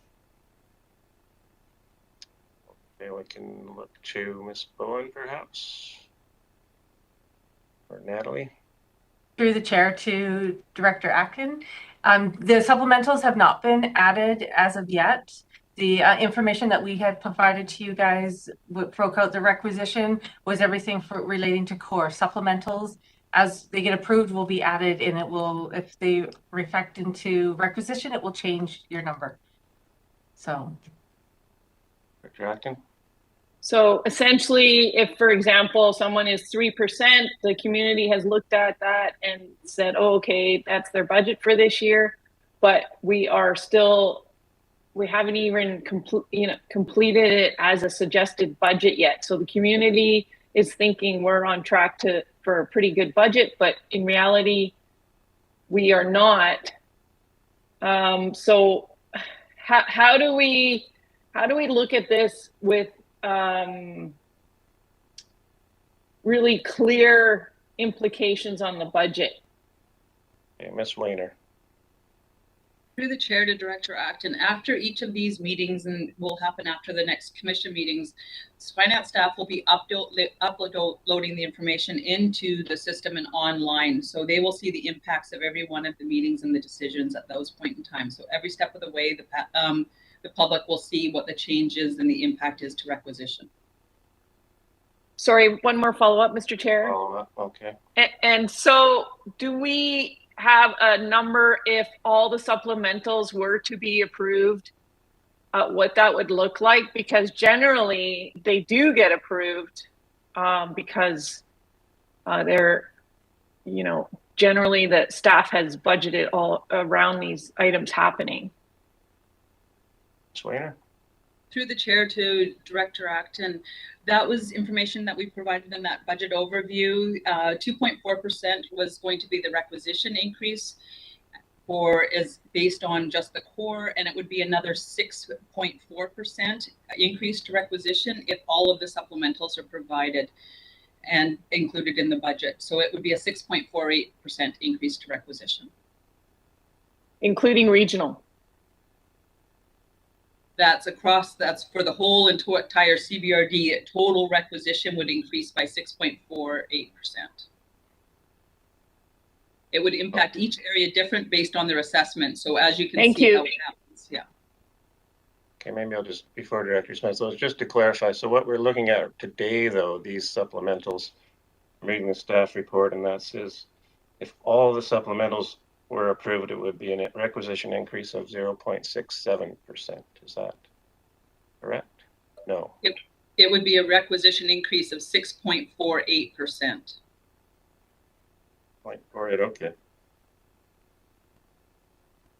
Because I'm looking at the budget overview for this item, electoral area supplementals. So it says only 5 of the proposed supplementals will result in an increase to requisition. And that would be 0.67. So maybe clarify, Ms. Weiner. Yeah, sorry, I was including all supplemental regional electoral areas, organization-wide, and the impact. We have to look at it as an organization-wide until there's some decisions made because we're unable to define by specific areas. So yes, Ms. Bowen's report is correct for the EAs, but if you were looking at for overall all supplementals, all 78 of them, that would be a 6.48% increase. Right, okay. So just what we're going to be talking about right now, it's just a maximum of 0.67%. Okay. Okay, very good. Thank you for clarifying. Director Smith. Thank you. I would like to add to the list number 5 and number 8, please. Thank you. Okay. Any others that want to be pulled? Director Acton.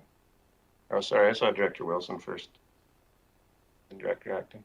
Yeah, I'm just number, hang on a second, I'm going to go back in here again. Number, here we are. 25, I'd like to just have a quick discussion on that one as well, please. 25, did you say? 25. Okay, well, we're just doing 10 at a time, actually, right now. So we're just the ones I have pulled so far, the first 10 are 1, 2, 3, 4, 5, and 8. Does anyone have it? Director Acton, did you have any additions to that? Okay. All right. Director Morrison. I'd like to pull 3 and 4 too, please. Okay, they are pulled already. Oh, so. okay. So. Okay. All right, so we'll pull 1, 2, 3, 4, 5, and 8. And I'd like a mover for the others, which are 6, 7, 9, and 10, please. Moved. Seconder? Seconded. Any discussion? All in favor? Opposed? Motion carries. All right, now we'll move to number 1. Anyone who wants to? Director Nicholson. Just a quick question. So this is a new approach to doing elections, where we contract, where the people are contract help to do the elections. And I think it's really important to try and keep the amount that we requisition for elections sort of constant over time. So we're always putting away money, knowing that every 4 years there's an election. And so that we can avoid the swings in the budget. I am wondering, by taking this new approach, if it's anticipated by staff that it's going to require additional money or not. Thank you. Hey, Ms. Legault. Thank you, through the chair. At this point, no. We'll certainly reevaluate after 2022 and see if that changes. But we do put money in the budget as kind of a contingency for a by-election in each year, and that money would then go into reserves. So would have the effect of flattening the requisition amount. Thank you. Okay, thank you. Other questions on number 1? No? Okay, let's do them as a group again. We'll move to number 2 now. That was my same question, so I'm willing to move 1 and 2. Okay, I was thinking we would just, could we do them all at once to save time at the end once we've discussed them all? Okay. Yep. So number 3, anyone have questions on number 3? Someone pulled it. There we go. Director Smith. One of the things regarding this function and modernization and harmonization, I was just wondering if someone could update us on, I think this project goes back to starting in 2018, and how much has actually been spent on this project so far? Could we please have an update on that? And if that's possible at this time, or if it could come forward later to another meeting. You know, we don't know how much we've invested in this moving forward. Thank you. Okay, who would like to take that one?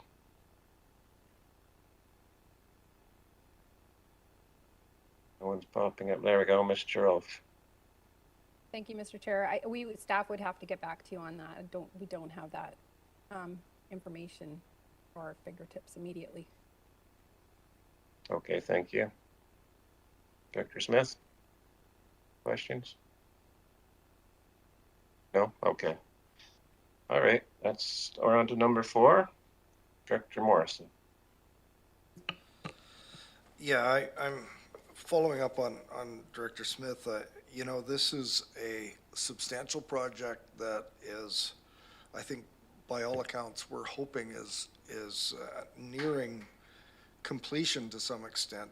I'm just really concerned about the organizational capacity and energy that is going to be required to bring this to you know, a satisfactory conclusion.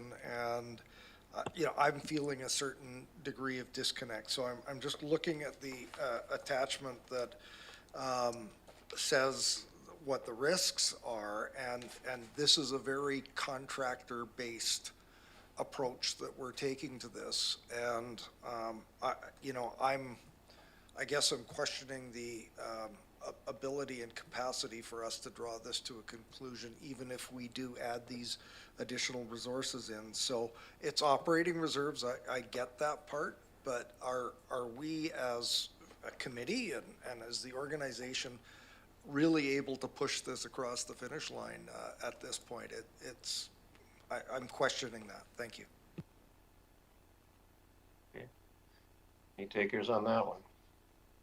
Mr. Rolfe. Thank you, Mr. Chair. So staff will be coming to you, I think it's February 3rd. There is a special EASC meeting on February 3rd, I believe, to discuss the modernized OCP, and Ms. Breen at that point would be able to give you some more detailed information, not only on budget, but on the work plan, which I think has been provided to you previously. But I think those details can be fleshed out at that time. Okay, thank you. Did you get that, Director Morrison? She's coming through very faintly. Okay. Details to come in the February 3rd special meeting, an MOCP meeting.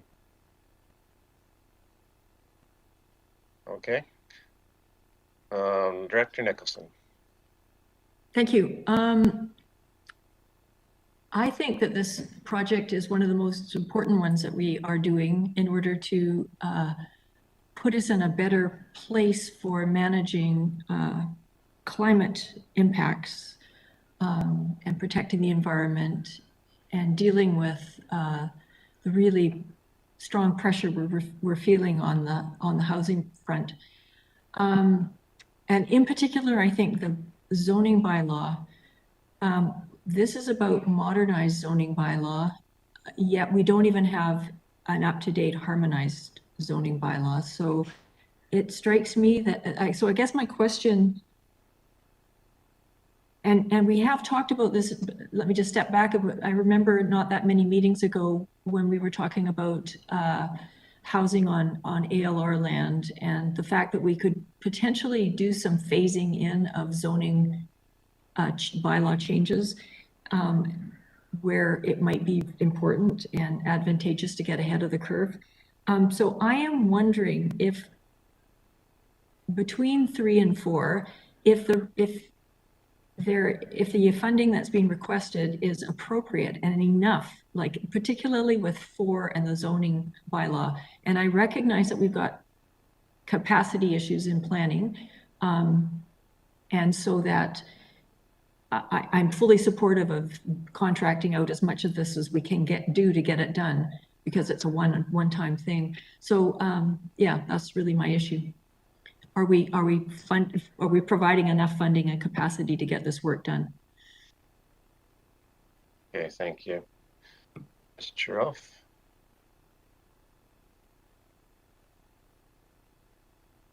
Mr. Chair, I think that Ms. Breen may be on the call. I understand you're having some hard time challenges hearing me okay, and I don't know what's going on my end in terms of my audio. But if Ms. Breen is there, she's probably better equipped to respond to some of the questions that are being asked right now. Okay, thank you. I see Mr. Tibbet. I don't see Ms. Breen. Mr. Tibbet, would you like to comment? Thank you, Mr. Chair, and hello to the committee. Yeah, for my part, I can speak to item 4, which is the supplemental with respect to the proposed zoning update. And Director Nicholson is quite right. We don't have at the moment, a harmonized zoning bylaw to complement the harmonized OCP.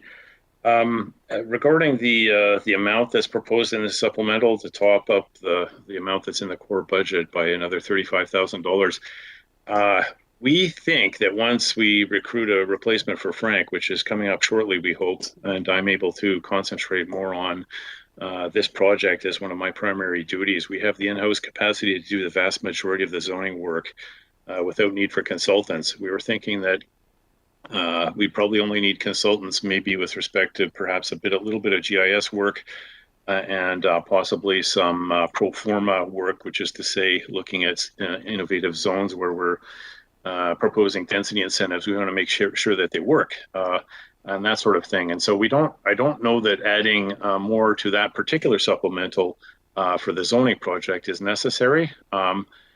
I also think that it's possible that next year's budget we might need a little bit more to finish off the work. I'm pretty sure the project won't be completed this year, the zoning project I'm talking about.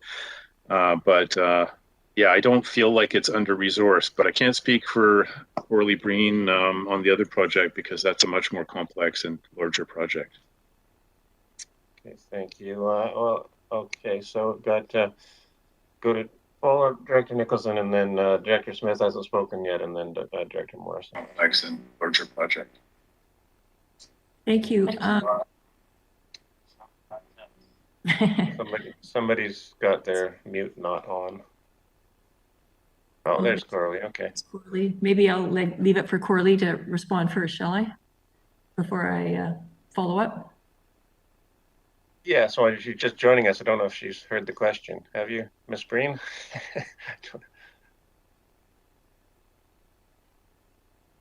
Okay, I'll follow up. I am most interested in the zoning.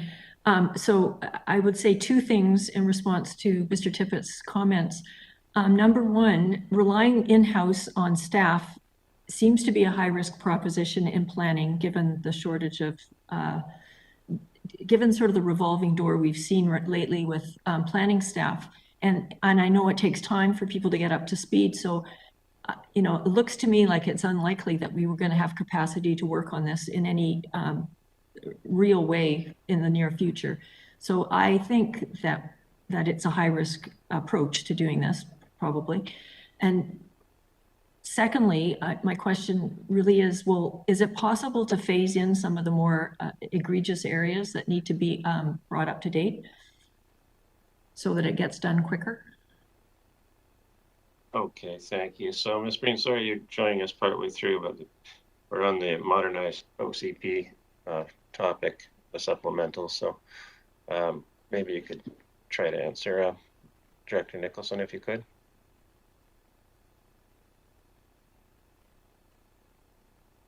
Oh, can't hear you. Good afternoon, everyone. I've been following for the most part, but just as I was added in, I didn't hear that question. So just if the Area E Director could re-ask that question, please. Director Nicholson. So Ms. Breen, I think the MOCP and the zoning bylaw update are really high priority issues in order to prepare us for the future.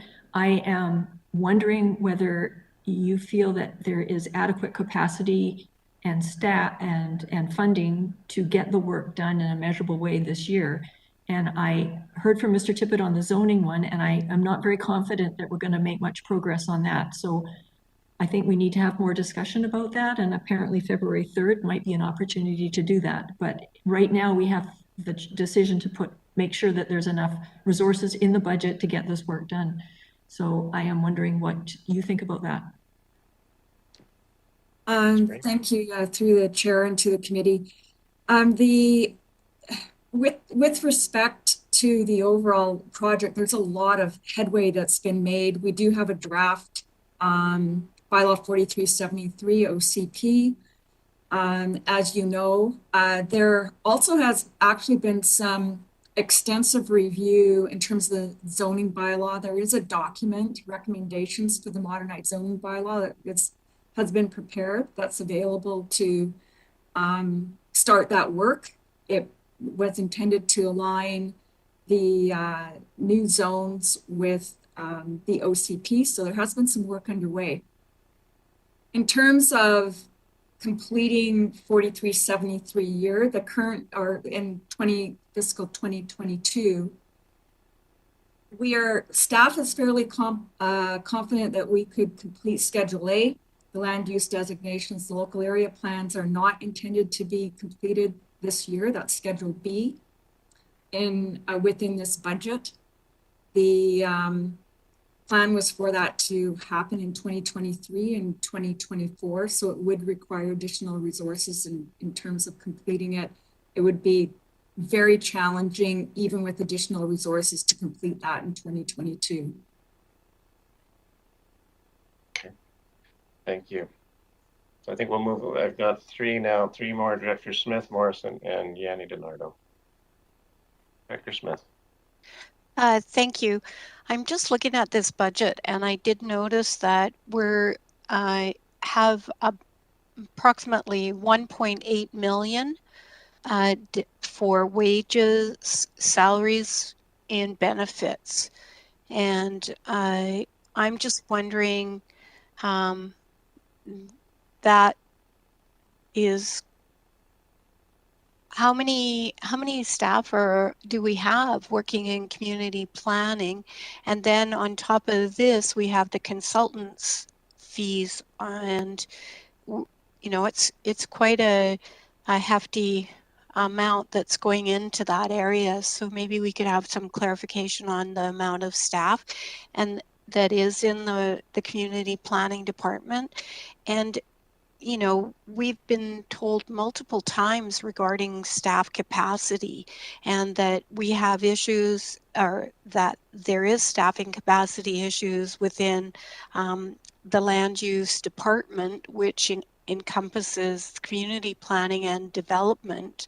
And are we having to have staffing from community planning shuffled into the development services section so that we can move applications along?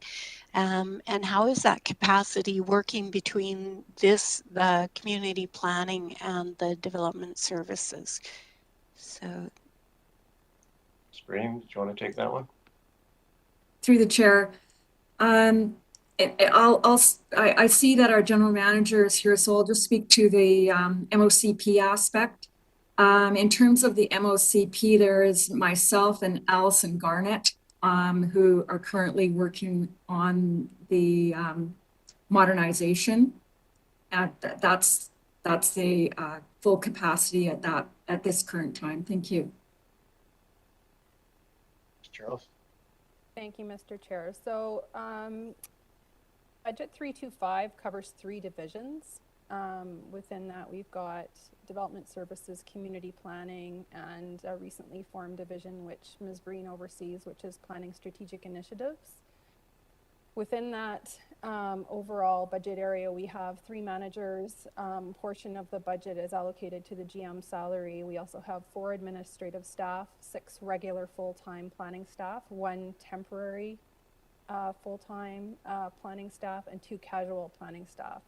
So there's some variation in terms of the number of hours per week that any individual staff person might work. And as noted, it covers a variety of different divisions. Ms. Breen identified the staffing that's been allocated currently to strategic initiatives. However, we are going through an internal process to assess what resources are required for the respective divisions that fall under 325 to ensure that they're all sufficiently allocated, and not one is sort of taking more than what is necessary for that particular division. Okay, thank you. Okay, follow up, Director Smith. Yeah, just to follow up, I really know how hard the staff has been working in under the guidance of Anne Chernoff. She has definitely had so many challenges since she joined the CVRD with capacity issues, changes of staff, and I do admire that position and the challenges that have gone with it. And not only that, having the HOCP added into that and the MOCP and all those additional work plan areas, it is very challenging, and we do appreciate all the work that goes into it. Thank you. Great, thank you, Director Smith. Director Morrison.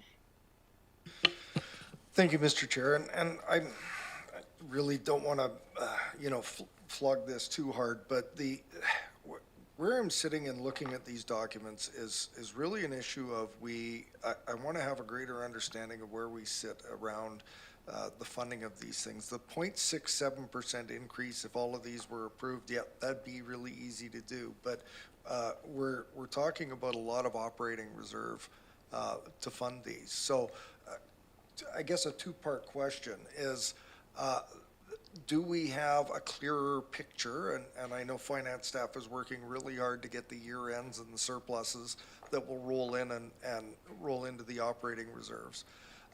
Do we have a clearer picture on the surpluses of some of these functions? I've been reading through the documentation, and we've got indications that there might be top-ups from surplus and the likes.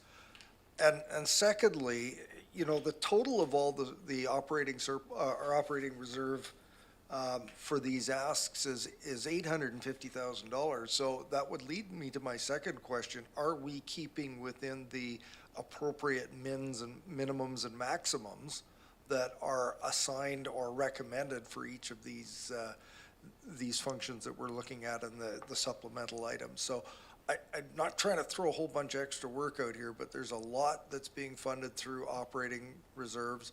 Are we in a very good position in regards to 2021 surpluses? And are our operating reserves going to be in a good position if we are to approve a lot of these things which are funded through operating reserve? And I guess that's the finance. Thank you. Okay, thank you. Ms. Wainer. Through the chair to Director Morrison.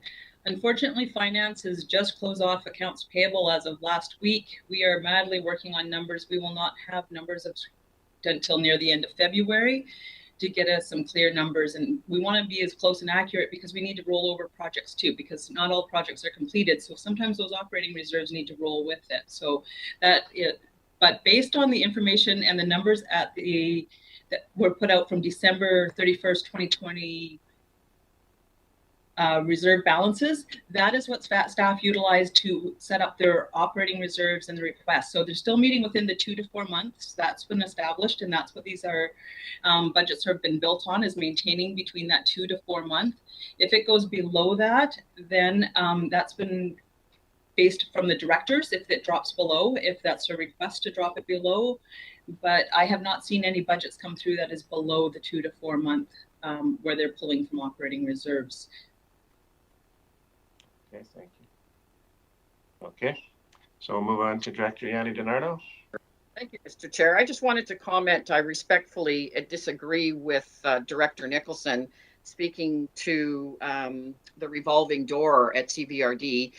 We are like every other agency and corporation. There has been challenges with retention and staffing everywhere. So I just didn't feel that that was an appropriate description of our planning department and wanted to make that noted. Okay, great. Thank you. Okay. Seeing no further comments on numbers 3 and 4, we can move to number 5.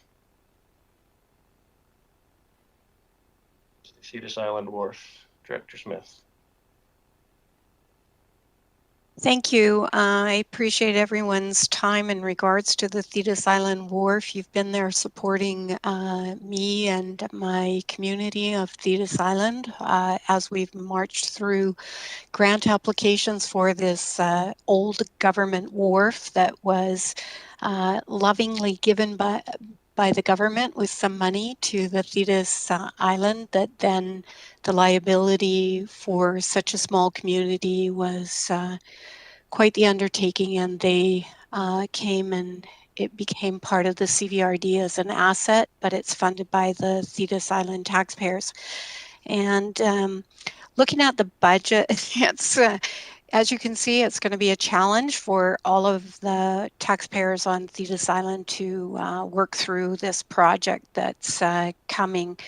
A couple of things I'd just like to bring to your attention is that the restoration, where the goal is to get the emergency vehicle back on the wharf, not vehicle traffic. It used to be used for vehicle traffic. That deteriorates the wharf, and the emergency vehicle is used for the emergency of medical evacuations. Either the helicopter comes in or the emergency vehicle uses the wharf, and the wharf has many benefits to the community as when the BC Ferries isn't working. One of the things that I was wondering, in September of 2021, the board authorized the 2 letters to be written, one to Island Health and one to BC Ferries, looking for funding opportunities from those 2. And I'm just wondering where we're at with that, so that we are looking at budget season, and if there was opportunities for there to be that benefit from there. And I'm just wondering if those letters will be forthcoming shortly. And also, I am a little concerned about the short-term borrowing. I don't believe that, based on the requisition amount, they would be able to support the 131,000. So can we just go through some of those? Thank you. Yeah, I see Mr. Farquhar. Yes, thank you, Mr. Chair. Yes, the letters are forthcoming. We have been reaching out. We wanted to ensure that working with BC Ferries and with the Ministry of Health, that we can tailor the letters effective as possible to seek the funding support that through the direction of the board would bring value to the wharf, not only in the short term, but also understanding and working with those entities on longer term opportunities as well, understanding the functionality of the wharf as it relates to BC ferry operations and medical evacuations on the island. With respect to the other comment pertaining to short-term borrowing, yes, currently the requisition limit for the function would be challenged.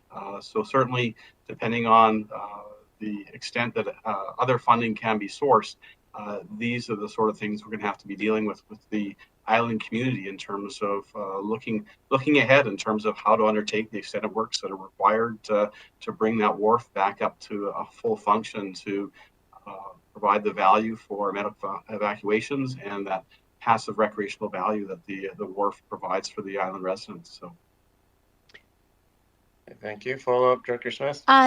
Yes. Well, we have Mr. Farquhar on the meeting, could you just go over what the contract for services is that was for 2021, and then it sort of drops, or it's about the same for 2022.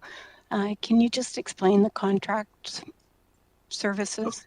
So the contract for services is really for any works that we have to bring somebody in to do minor repairs and improvements that otherwise can't be handled internally. And as well, it also helps support some of the engineering work that's been done thus far in assessing the overall condition of the structure. Great. Thank you. That's great. Okay. Seeing no further questions on Thetis Island Wharf, we can move to number 8, the instrumentation technician position. Director Smith. Thank you. Through the chair to Mr. Dennison, I just was looking for a little bit of clarification in the benefits and outcomes. This comment here where it says the cost of this new technician could be balanced with new utility systems as transferred to the CVRD. For example, when 2 more utility systems or 500 new customers are added, the technician could be hired at that time. So we have before us the position, and then I'm just wondering how that correlates together here. Can you please? Mr. Dennison. Thank you, Mr. Chairman. So a few comments on that. That's, one little note we put in there that as systems expand, new customers and new systems come our way, that there's more capacity to pay for some of these positions without actually affecting any of the budgets. However, there's another very pertinent comment too, and that is the amount that we spend now on overtime for our existing main electrician instrumentation position, and the amount of money we're still having to spend on bringing in consultants or contractors. So we've had over 100. Let's see, we got over $100,000 of overtime for our operators on our system in 2021. It was, of course, a very challenging year, and not all of that is the electrician by any means, although he was the largest single one in that overtime cost. But just on bringing in contractors, we spent about $80,000 just in the last sort of 6 months or so. For work that just has to be done now, and we just did not have time for our staffer to look after it. And he's putting in a lot of overtime already, and we worry a little bit that it's too much and that he's going to get a little tired of it. So it's in the whole area of control and instrumentation is getting more intense, and there's more and more requirements all the time as we go to ever more sophisticated treatment, both in water and sewer. So for example, the new filtration system that we're putting in Saltaire over 2022 and maybe into 2023, it's going to have some complex controls in it because it's going to have to balance a number of considerations all the time automatically, and we need somebody that can manage those sort of things. We're upgraded the plant at Mill Bay from a relatively simple technology to quite a sophisticated control-oriented technology. We did that a few years ago in Arbutus Ridge. We'll have to put in treatment in Shawnigan Lake as well, and that's just some examples of where we've gone from either nothing and adding complex systems, or having replaced more simple systems with more sophisticated complex systems that involve lots of controls, instrumentation, monitoring. We're going to see more monitoring in future too, as there's more parameters to monitor, more requirements under health or environment. So it just seems to be ever growing, and we are seeing costs keep continuing to increase for this whole area. Just the way the world is working nowadays. Okay, thank you. So I have Director Kuhn and then Wilson. Mr. Chairman, we seem to be getting tied up in individual discussions again, and it bothers me. If there are discussions to be had between an area director and a department, that could be dealt with individually. Some of the issues, they don't need to come to the board. And now we're sitting here and we're listening to discussions that are really individual problems that have nothing to do with the board itself. and I resent that. We should deal with the budget, but if there's individual questions and that could have been dealt with in person or with a phone call, the board or the electoral area committee shouldn't be tied up with all this, and we all listening in. And if I have a problem in my area with any one of my projects, I sort them out, and by the time it gets to the board, then it's just voting yes or no, and that's pretty well it, and that's the way it should be. Thank you. Okay, thank you. Director Wilson? Yeah, thank you, Mr. Chair. Question for Mr. Dennison there. I'm a great believer in automation and monitoring the electoral. I've lived with it all my life as far as engine monitoring is concerned, and some of the more sophisticated systems. So two questions here. You did mention that there was a huge amount of overtime paid last year. So are we looking at a balance here? The overtime would hopefully drop and balance out the cost of the new technician? It would balance some of the cost. A fair bit of that overtime was our existing instrumentation electrician. A big chunk. He's put a lot of time in through 2021. Although others of the overtime are related to our big drought in the summer and our big flood in November, and certainly that, especially the flood, was intense, and there was a good chunk of time there as well. So some of it would be displaced. A fair bit of our contractor cost would be displaced though as well, and as I say, Mr. Etherington just quickly dug up some numbers here, but it was about $80,000 in the last 6 months for contractors to just fill in the gaps where we just don't have the capacity. And you can't. This isn't the sort of work that you need qualified people for. You can't. You just can't say, "Hey, Joe, can you do this for me, please?" They have to be fully qualified to be able to do that work. So. Yeah, and a follow-up, please, if I could, Mr. Chair.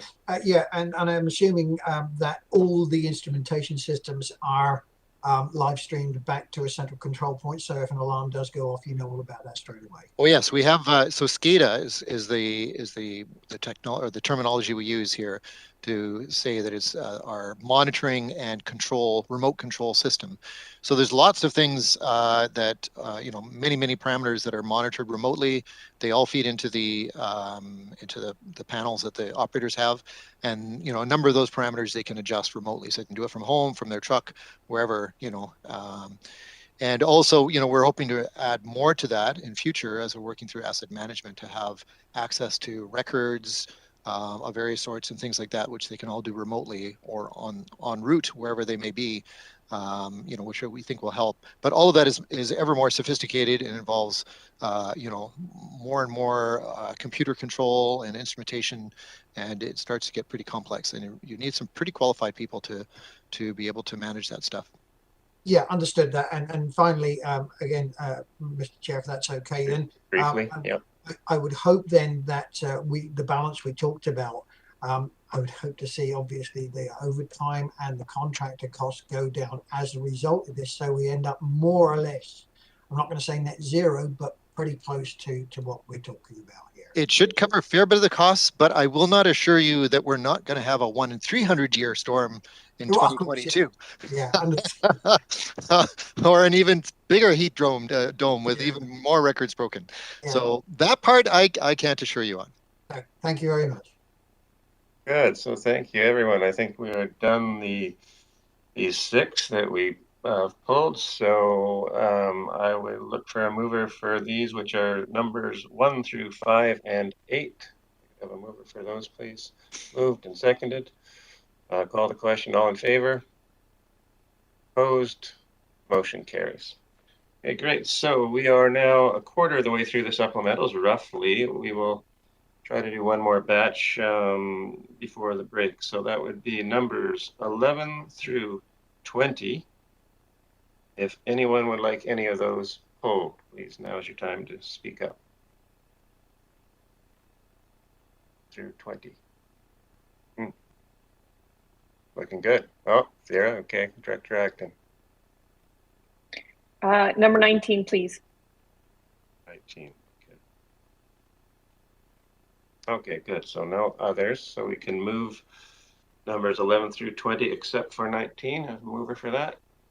Is that Director Smith? Are you moving, or did you have one? I just had a question for staff. Earlier, my 640 Saltaire water system, I moved it on to this one. Will it be, because this is authorizing supplementals, can I see Kathleen or Miss Harrison indicating, so maybe I just want to make sure that both sets are authorized. Thank you, Mr. Chair. Through you to Director Smith. When I read out the item number, I indicated it was a report from the Finance Division regarding the electoral area supplemental requests, plus item R7 number 15, function 640 Saltaire water. So that'll go at the bottom of this list, so as number 39. Okay, thank you. That'll be number 39. Okay, good. So do we have a mover? Was that Director Yanni DiNardo? Seconder? This is to pass the other, I'll say it again, for 11 through 20, except for 19. Have a seconder for that, please? Okay, calling the question. All in favor? Opposed? Motion carries. Thank you. So number 19, Director Smith. No? Okay, who pulled number 19? Oh, it was Director Acton. Yeah, it's coming back to me. It's fine, I think, for that one. It was just when I was looking at it on the, it comes up as, when I was looking at it, I was thinking it was more of a regional type function, but I can see what it is now. Thanks. Okay. Would you like to move that one? Moved, seconded. All in favor? Opposed? Motion carries. Great, thank you. So we'll keep going then. Okay, so the next batch number 21 through 30. Give everybody a moment to see what I see. Director Nicholson. This is where I would like to have a conversation about overall setting priorities and how that relates to capacity relative to the parks in particular, because there's a lot of parks functions a lot in the next set. Would you like to pull one or more of the parks functions then? Well, I'd like to pull the parks one, which is number 27, but I'd like to have a discussion first about the overall issue of capacity and priorities, because at the end, I think there's a request for additional resources for the parks program. Okay, so you'll do that discussion as part of number 27, correct? No, I'd like to do it at the beginning, if I could. But now, okay, well, first we'll just see if, yeah, okay, we'll just go ahead with that. Then I haven't heard from any others. Oh, Director Smith, you wanted to pull one? No, I'd just like to take a moment to thank the CVRD Parks and Trails staff for all the work that they've done towards the supplementals for the community parks for Area G. I know it's been really challenging. Some of the with all the other areas, as Director Nicholson indicated, we all have parks, we all have priorities, and being able to fit projects that weren't done in 2021 into 2022 is greatly appreciated. Thank you. Great, okay, thank you. Ms. Harrison. Thank you, Mr. Chair. Just a couple of points of clarification.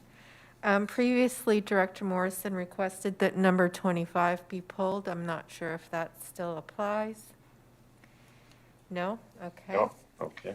And also, with regards to general discussions on setting priorities, that would be a more appropriate discussion to have at a regular EASC. Okay.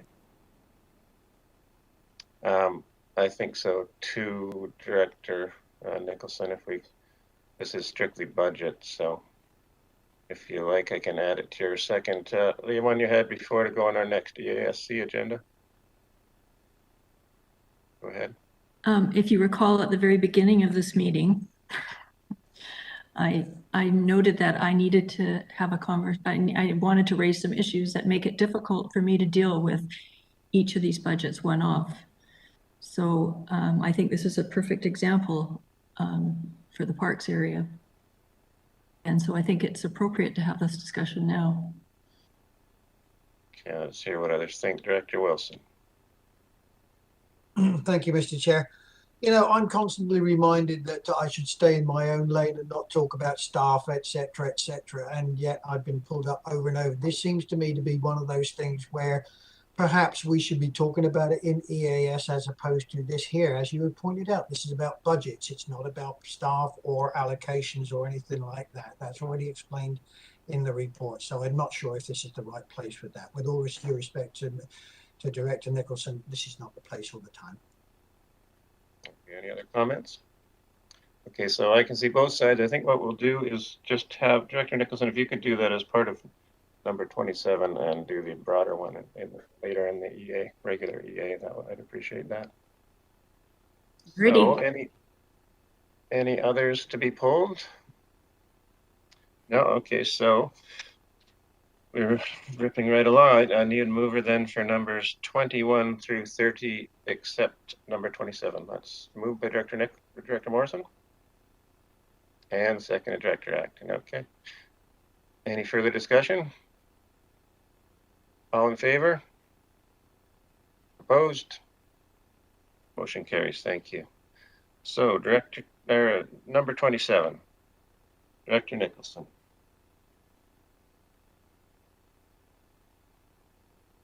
Thanks. Just let me find my motion. Hang on.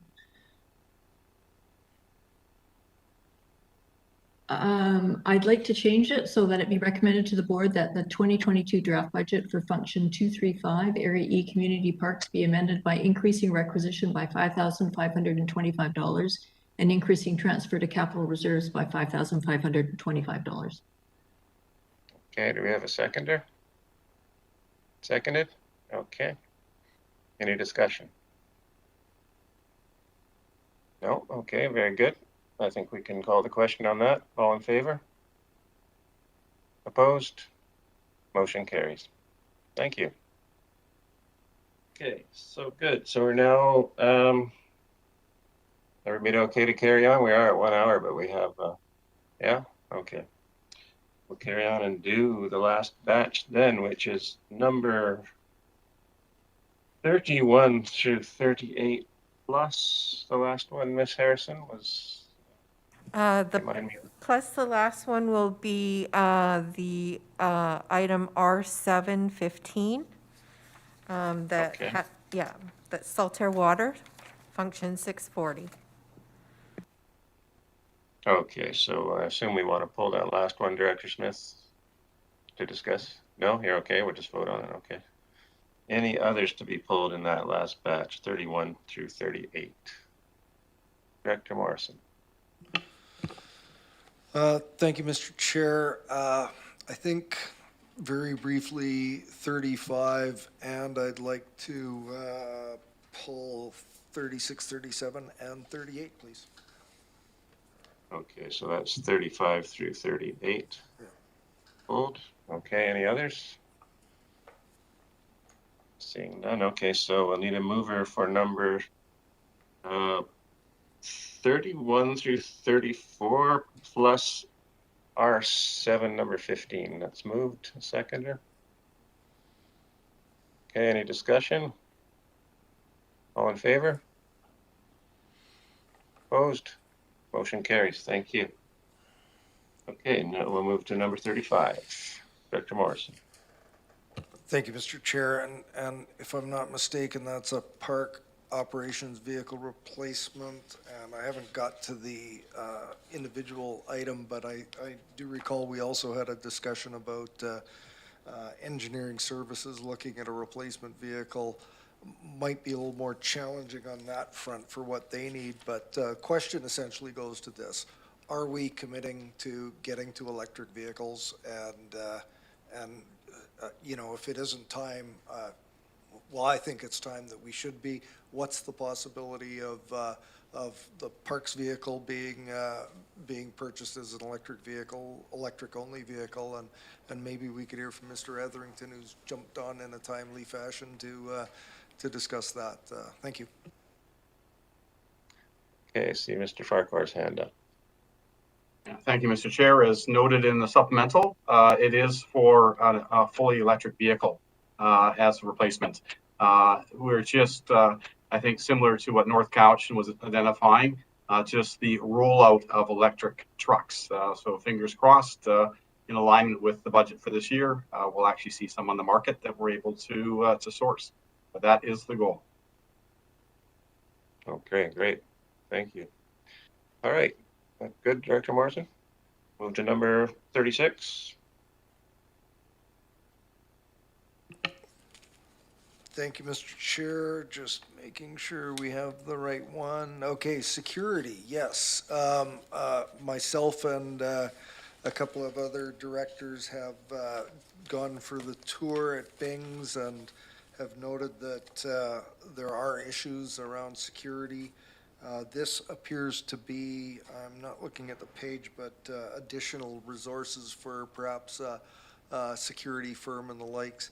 But on that tour, there was some discussion around the possibility of some built security infrastructure, and you know, I'm reluctant to be approving an ongoing cost for security. I know we're experiencing losses, but I'm also interested in what the possibilities around some built infrastructure might be, so that we can have built-in deterrence as opposed to you know, constantly having a live person wandering the site. So if I could hear staff's ideas around that. Yeah, Mr. Farquhar. Mr. Chair, I do know that through solid waste and our friends in utilities, an overall plan for Bings is to be assessed. Certainly the notion of having ongoing night security is not ideal either.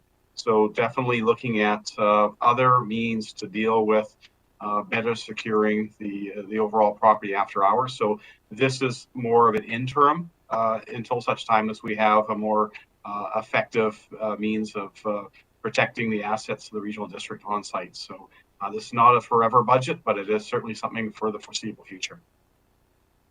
Director Morrison. So I'm noticing sourcing of this is requisition, and you know, I'm trying to fight requisition every chance I can here. Are there any other options available to us? Any other reserves that could, being this is interim, hopefully a one-time, is there another way that we can source this than requisition? Mr. Chair, to be clear, it's not a one-time for 2022. It's interim until such time as an overall plan and strategy is implemented for Bings that otherwise would not require this night security. So I would be reluctant to be suggesting that a one-time drop into, let's say, operating reserves would be a means of covering this off. As proposed, requisition would be the means to fund this, because understanding as well as other means to protect the assets of the regional district out there at Bings, it could see similar funds being applied to other elements in terms of security, lighting, security cameras, security companies providing remote controls out there as well. So this is not something that we're putting forward just to cover off for 6 months or a year. It's understanding that this is the requirements of maintaining the assets of Bings and protecting what the community has out there in terms of all of the infrastructure we have for parks, utilities, and solid waste. Okay, other questions on that one? Okay, Mr. Etherington. Yeah, thank you, Mr. Chair. Further to what you're asking, Ian, some of the things that we have discussed is more permanent infrastructure, say for in our parking area where we have our utility vehicles, parks vehicles and such, to have a secured area where we could have a fenced off compound similar to what North Cowichan has, which does deter people. Our fence, as you know, up there it's got holes in it all over the place. It's like a piece of cheese. But there is things there are things that we can do, and with 576 or maybe 520 some operating reserves, we could have an interim solution too. Interim solution, but that would, I mean, one of my vehicles gets broken into, there's $20,000 in tools out the window. So it's I think spending 25, 30 grand on a fence compound with a beam inside would make sense. So if that's something that we can discuss after the fact as well. Great, thank you. Okay, any other comments, questions on that item, Kings Creek? No? Okay, we can move on then to number 37. Asset management. Okay, it says asset management capital projects tech related to function 279. Questions on that one? I think Director Morrison, you brought that. Just pulling up the documentation here. Okay. Used to going along at this pace. It's essentially the same questions. Is this likely to be a position that's going to be long-term? And I know that there's unfilled positions and the like within the organization, and this looks like are we adding to, or is this in support of capital projects for all of our asset management, I guess is my question.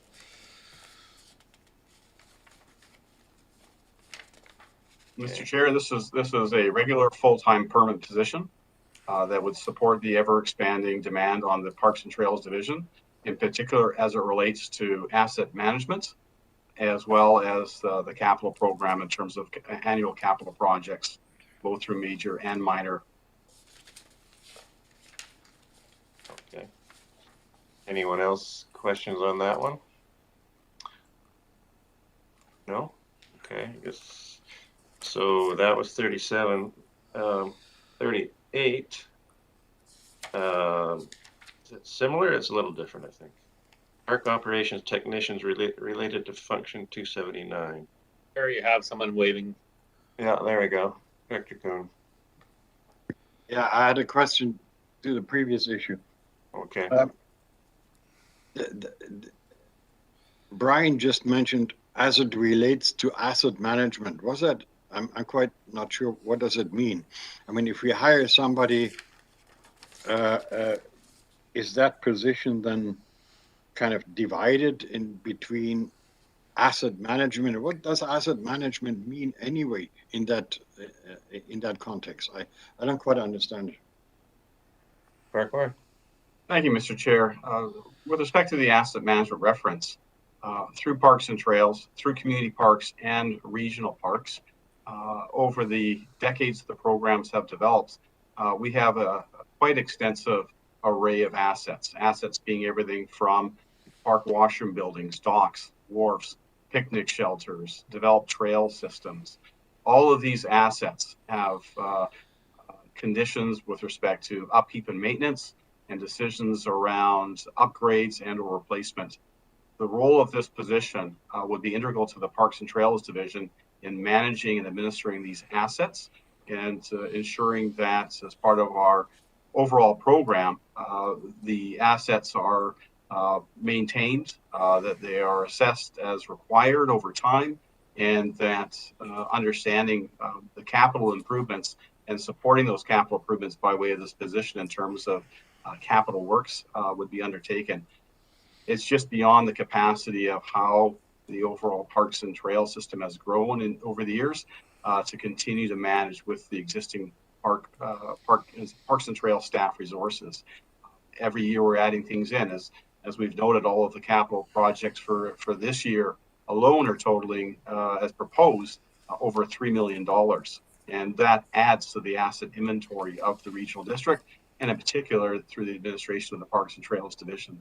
So it's really about capacity, and it's about being able to maintain within the Parks and Trails Division all of the built infrastructure across community parks, across the sub-regional parks, including Bright Angel, as well as regional parks. Okay, follow up? Yes. We did hire an asset manager, didn't we?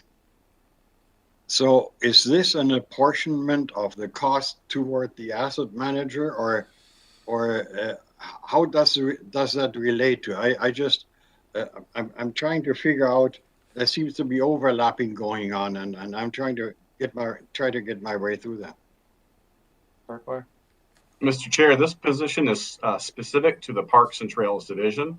The responsibility of all the assets within community parks, within regional parks, are administered through the Parks and Trails Division.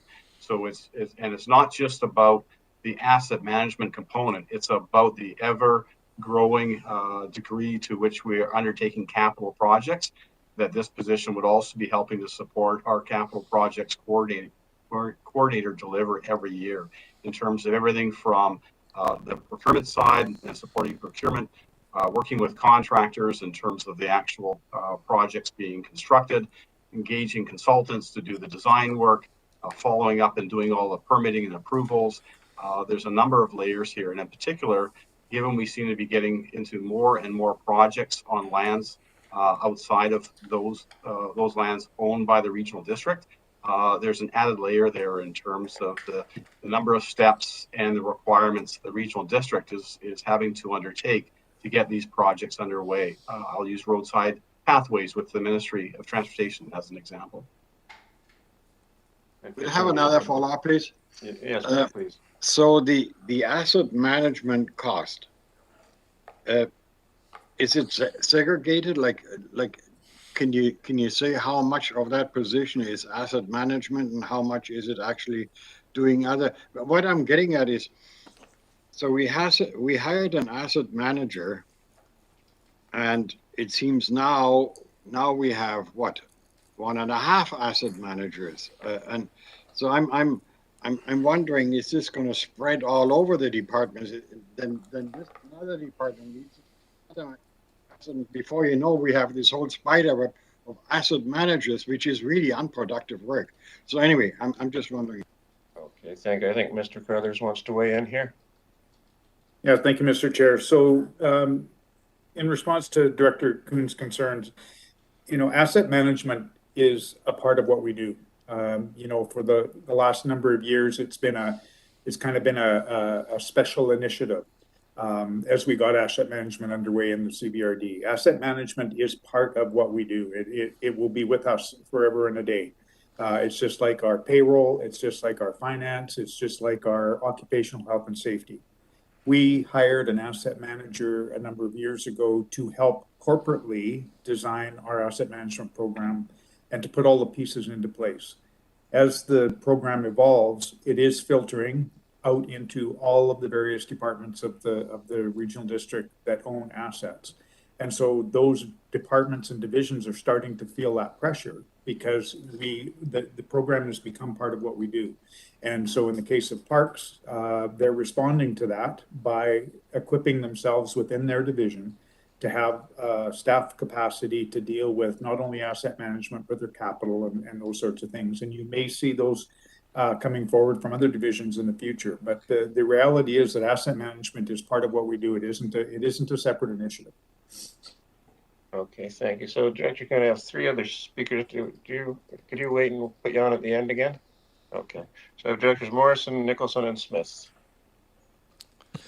Thank you, Mr. Chair. And I guess it's exactly to Mr. Crothers' point, and it isn't specifically budget related, but I made mention of this before we started the budget process, in that when asset management was sort of thrust upon us as a requirement for future grant writing and our grant opportunities and that sort of thing, it was my understanding that it would be a separated out, we're doing asset management, it's a requirement of local government, and this is the cost to the taxpayer.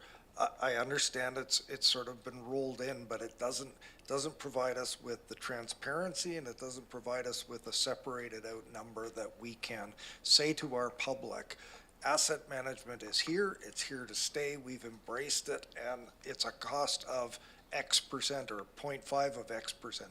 And that's the concern that I have. I won't belabor this, but I think we're going to have a discussion about this at another time, because this is something that's important to me. I've been supporting asset management all along, and it's got to be done. I'd just like to see it formatted in a way that we can use the information and the fine work that's being done in relating it to our communities. Thank you. Director Nicholson.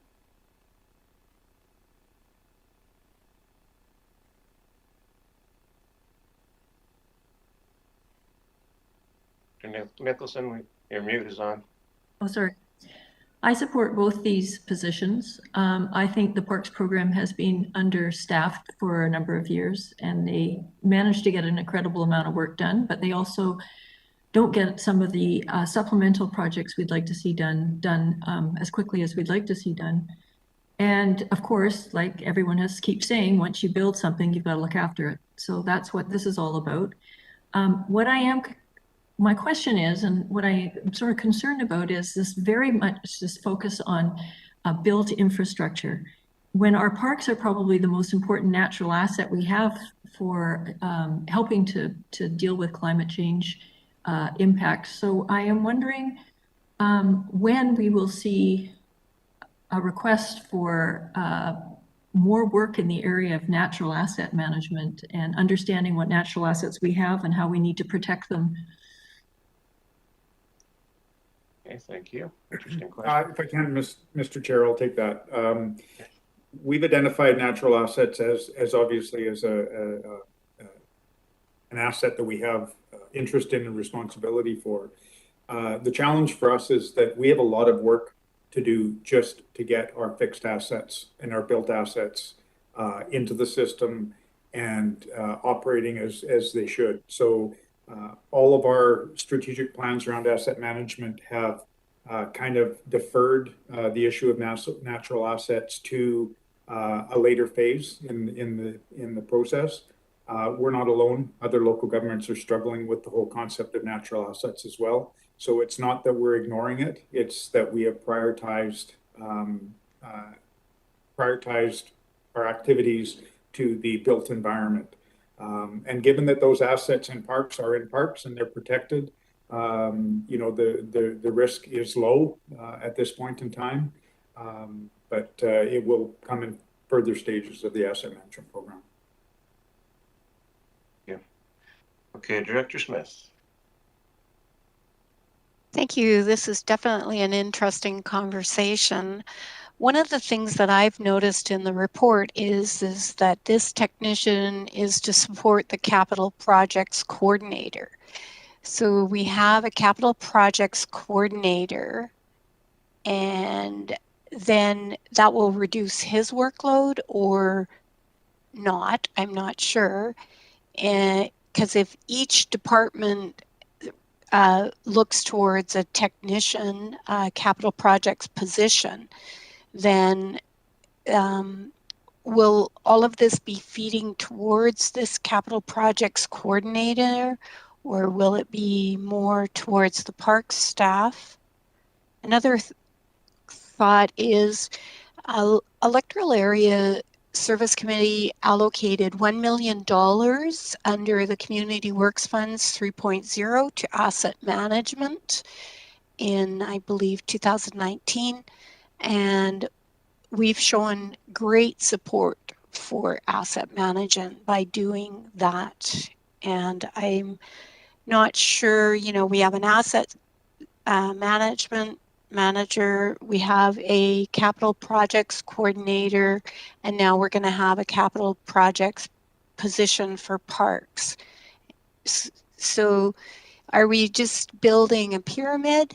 And I think the position is a really good position, but I have concerns that we're just opening Pandora's box in building more positions under other departments. So thank you. Okay, Mr. Farquhar. Thank you, Mr. Chair. So this position is specific to the Parks and Trails Division and would be supporting the Parks Capital Projects Coordinator with the ever expanding number of capital projects. And as Mr. Carruthers noted, the focus on asset management. It's not taking away from the Parks Capital Projects Coordinator. It's building capacity within the division to undertake the extent and scope of projects that are unfolding annually for the division to deliver on, as well as now managing the assets under the asset management program within the division. So it's not morphing into a different department. It's not drawing from other positions. This is all specific to the Parks and Trails division. Okay, I see both Mr. Crothers and Mr. Boyson have popped up, so go ahead, Yes, Mr. if I can, for further clarity, every division within the organization is going to approach asset management somewhat differently. Different divisions have different capacities for dealing with asset management, whether it's our recreation departments and their facilities, or whether it's our utilities and solid waste. In this case, Parks has got a large component of our assets in our organization and have created a structure that will support them in maintaining that program.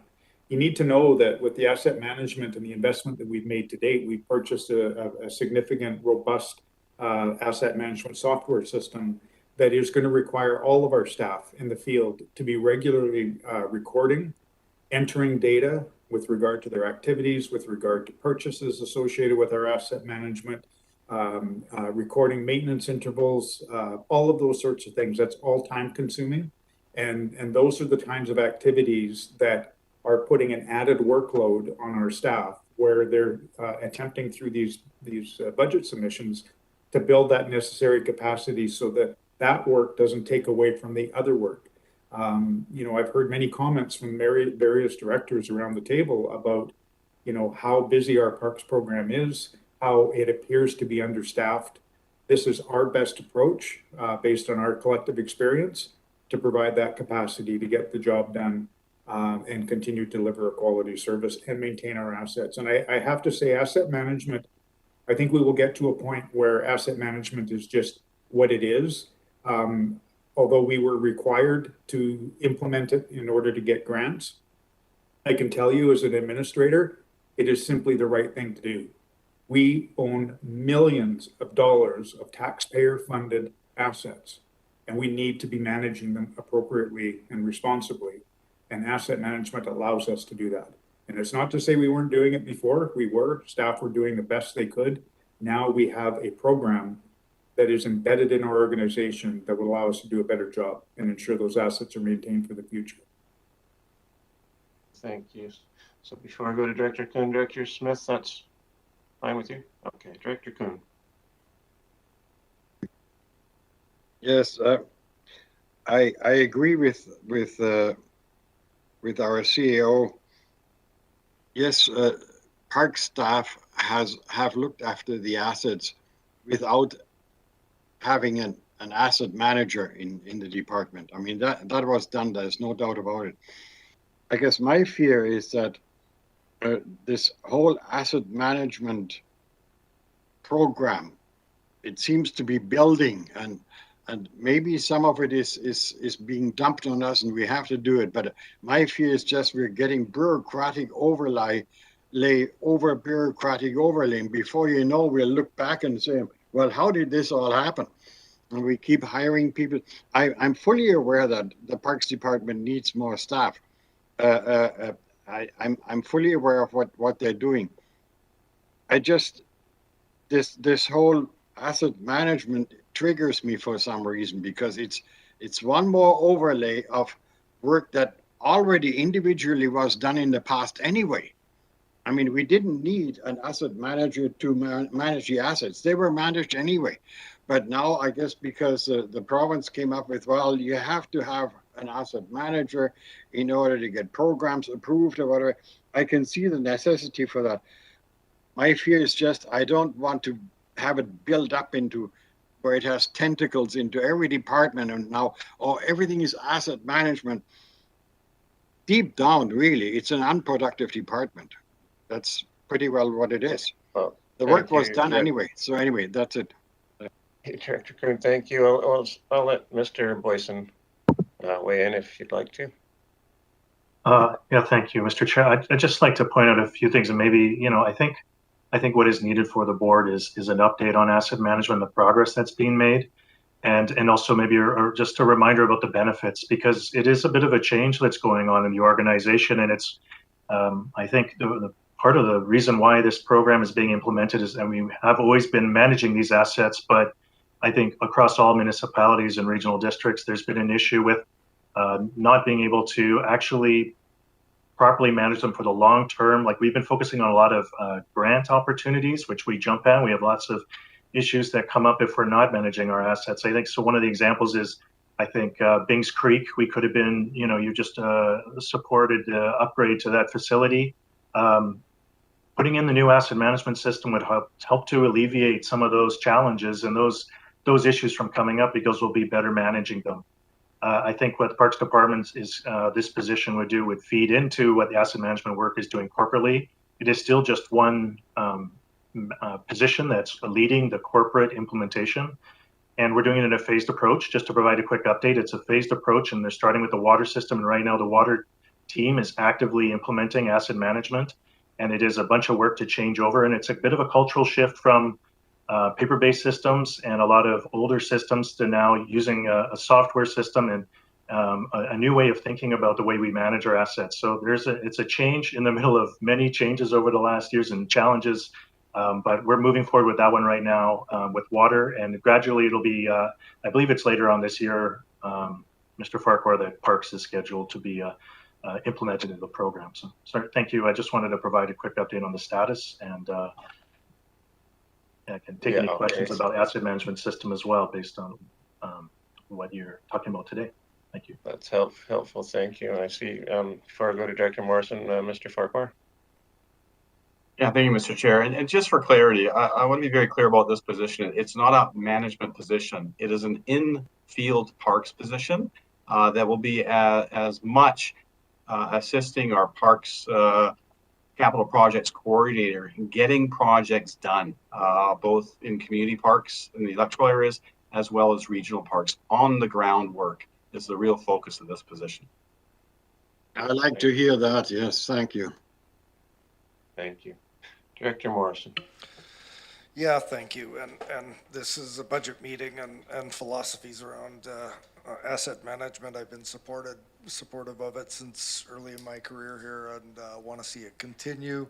I guess my concern is that of the $250,000 of requisition that we're going to be approving, if we wrap this up fairly soon, 150,000 of that requisition is coming from 36, 37, and 38. And I guess maybe I'm very thrifty, I would almost say cheap, and don't really want to pay for it out of requisition if there was another source available. With that, I think this discussion and related to the item 38, I withdraw any need to discuss that item, and will support that as well. Thank you. Okay, thanks very much. So, seeing no further discussion, I think we are ready to wrap up. We need to vote on items 35 through 38. So if I could have a mover for those, please. Moved and seconded. All in favor? Opposed? Motion carries. Thank you very much. Okay, next items, Ms. Harrison. Thank you, Mr. Chair. The next item is new business. There is none. And then following that is question period, and we do have one applicant. Mr. Cliff Evans is in the lobby, and I'll just admit him now. Yeah.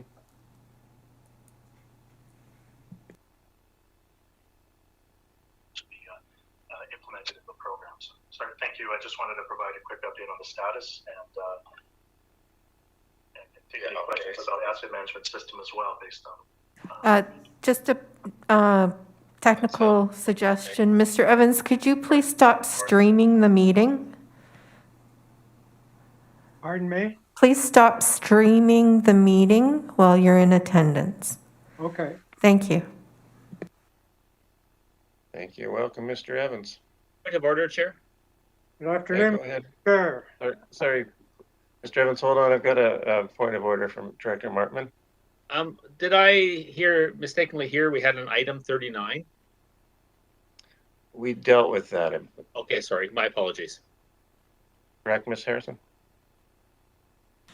Thank you, Mr. Chair. Yes, point of clarification through you to Director Martman. Item 39 was actually item R715. Right. Okay, great. Okay, go ahead, Mr. Evans. Mr. Chair, did this committee receive several letters from the public requesting that the function 488 for the Shawnigan Basin Society be funded? Yes, we did get several emails about that. And did this committee receive any emails from the public or other directors saying that they shouldn't, that the public doesn't agree with the 488 function, Shawnigan Basin Society? I'm not sure. I don't believe I did.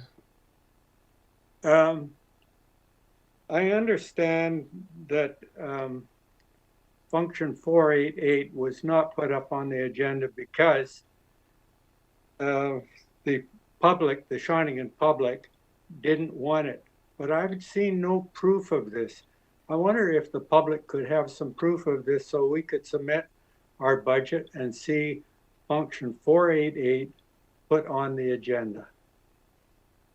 Yeah, well, thank you. Mr. Evans, I don't know if I'm going to be able to provide proof of that. I would suggest you, of course, talk to your area director about that issue. I'm sure you have already, but that's probably all the help I can give you right now. Well, from what I understand, my area director tells me the public doesn't want it, but I don't see a poll for that. We've never been asked. My neighbors haven't been asked. And I don't even think that that's legal to take a poll on a legal AAP. Could you please explain that to the public? No, I really can't. I don't know of any poll, and I wouldn't hazard a guess on the legality of it. So yes, may the Shawnigan Basin Society submit their budget and have that considered by your committee? I can take that under advisement and get back to you. How about that? I don't know the process for that, but not today. Okay, thank you very much, Mr. Chair. Thank you, Mr. Evans. Any other questions, Ms. Harrison? Thank you, Mr. Chair. There are no other applicants. Great. Okay, the next item then is motion to adjourn. I go moved and seconded. All in favor? Opposed? Motion carries. Okay, thanks everyone. Good work. Thanks. Thank you, Blaze. Thank you, everybody. Okay. Thank you.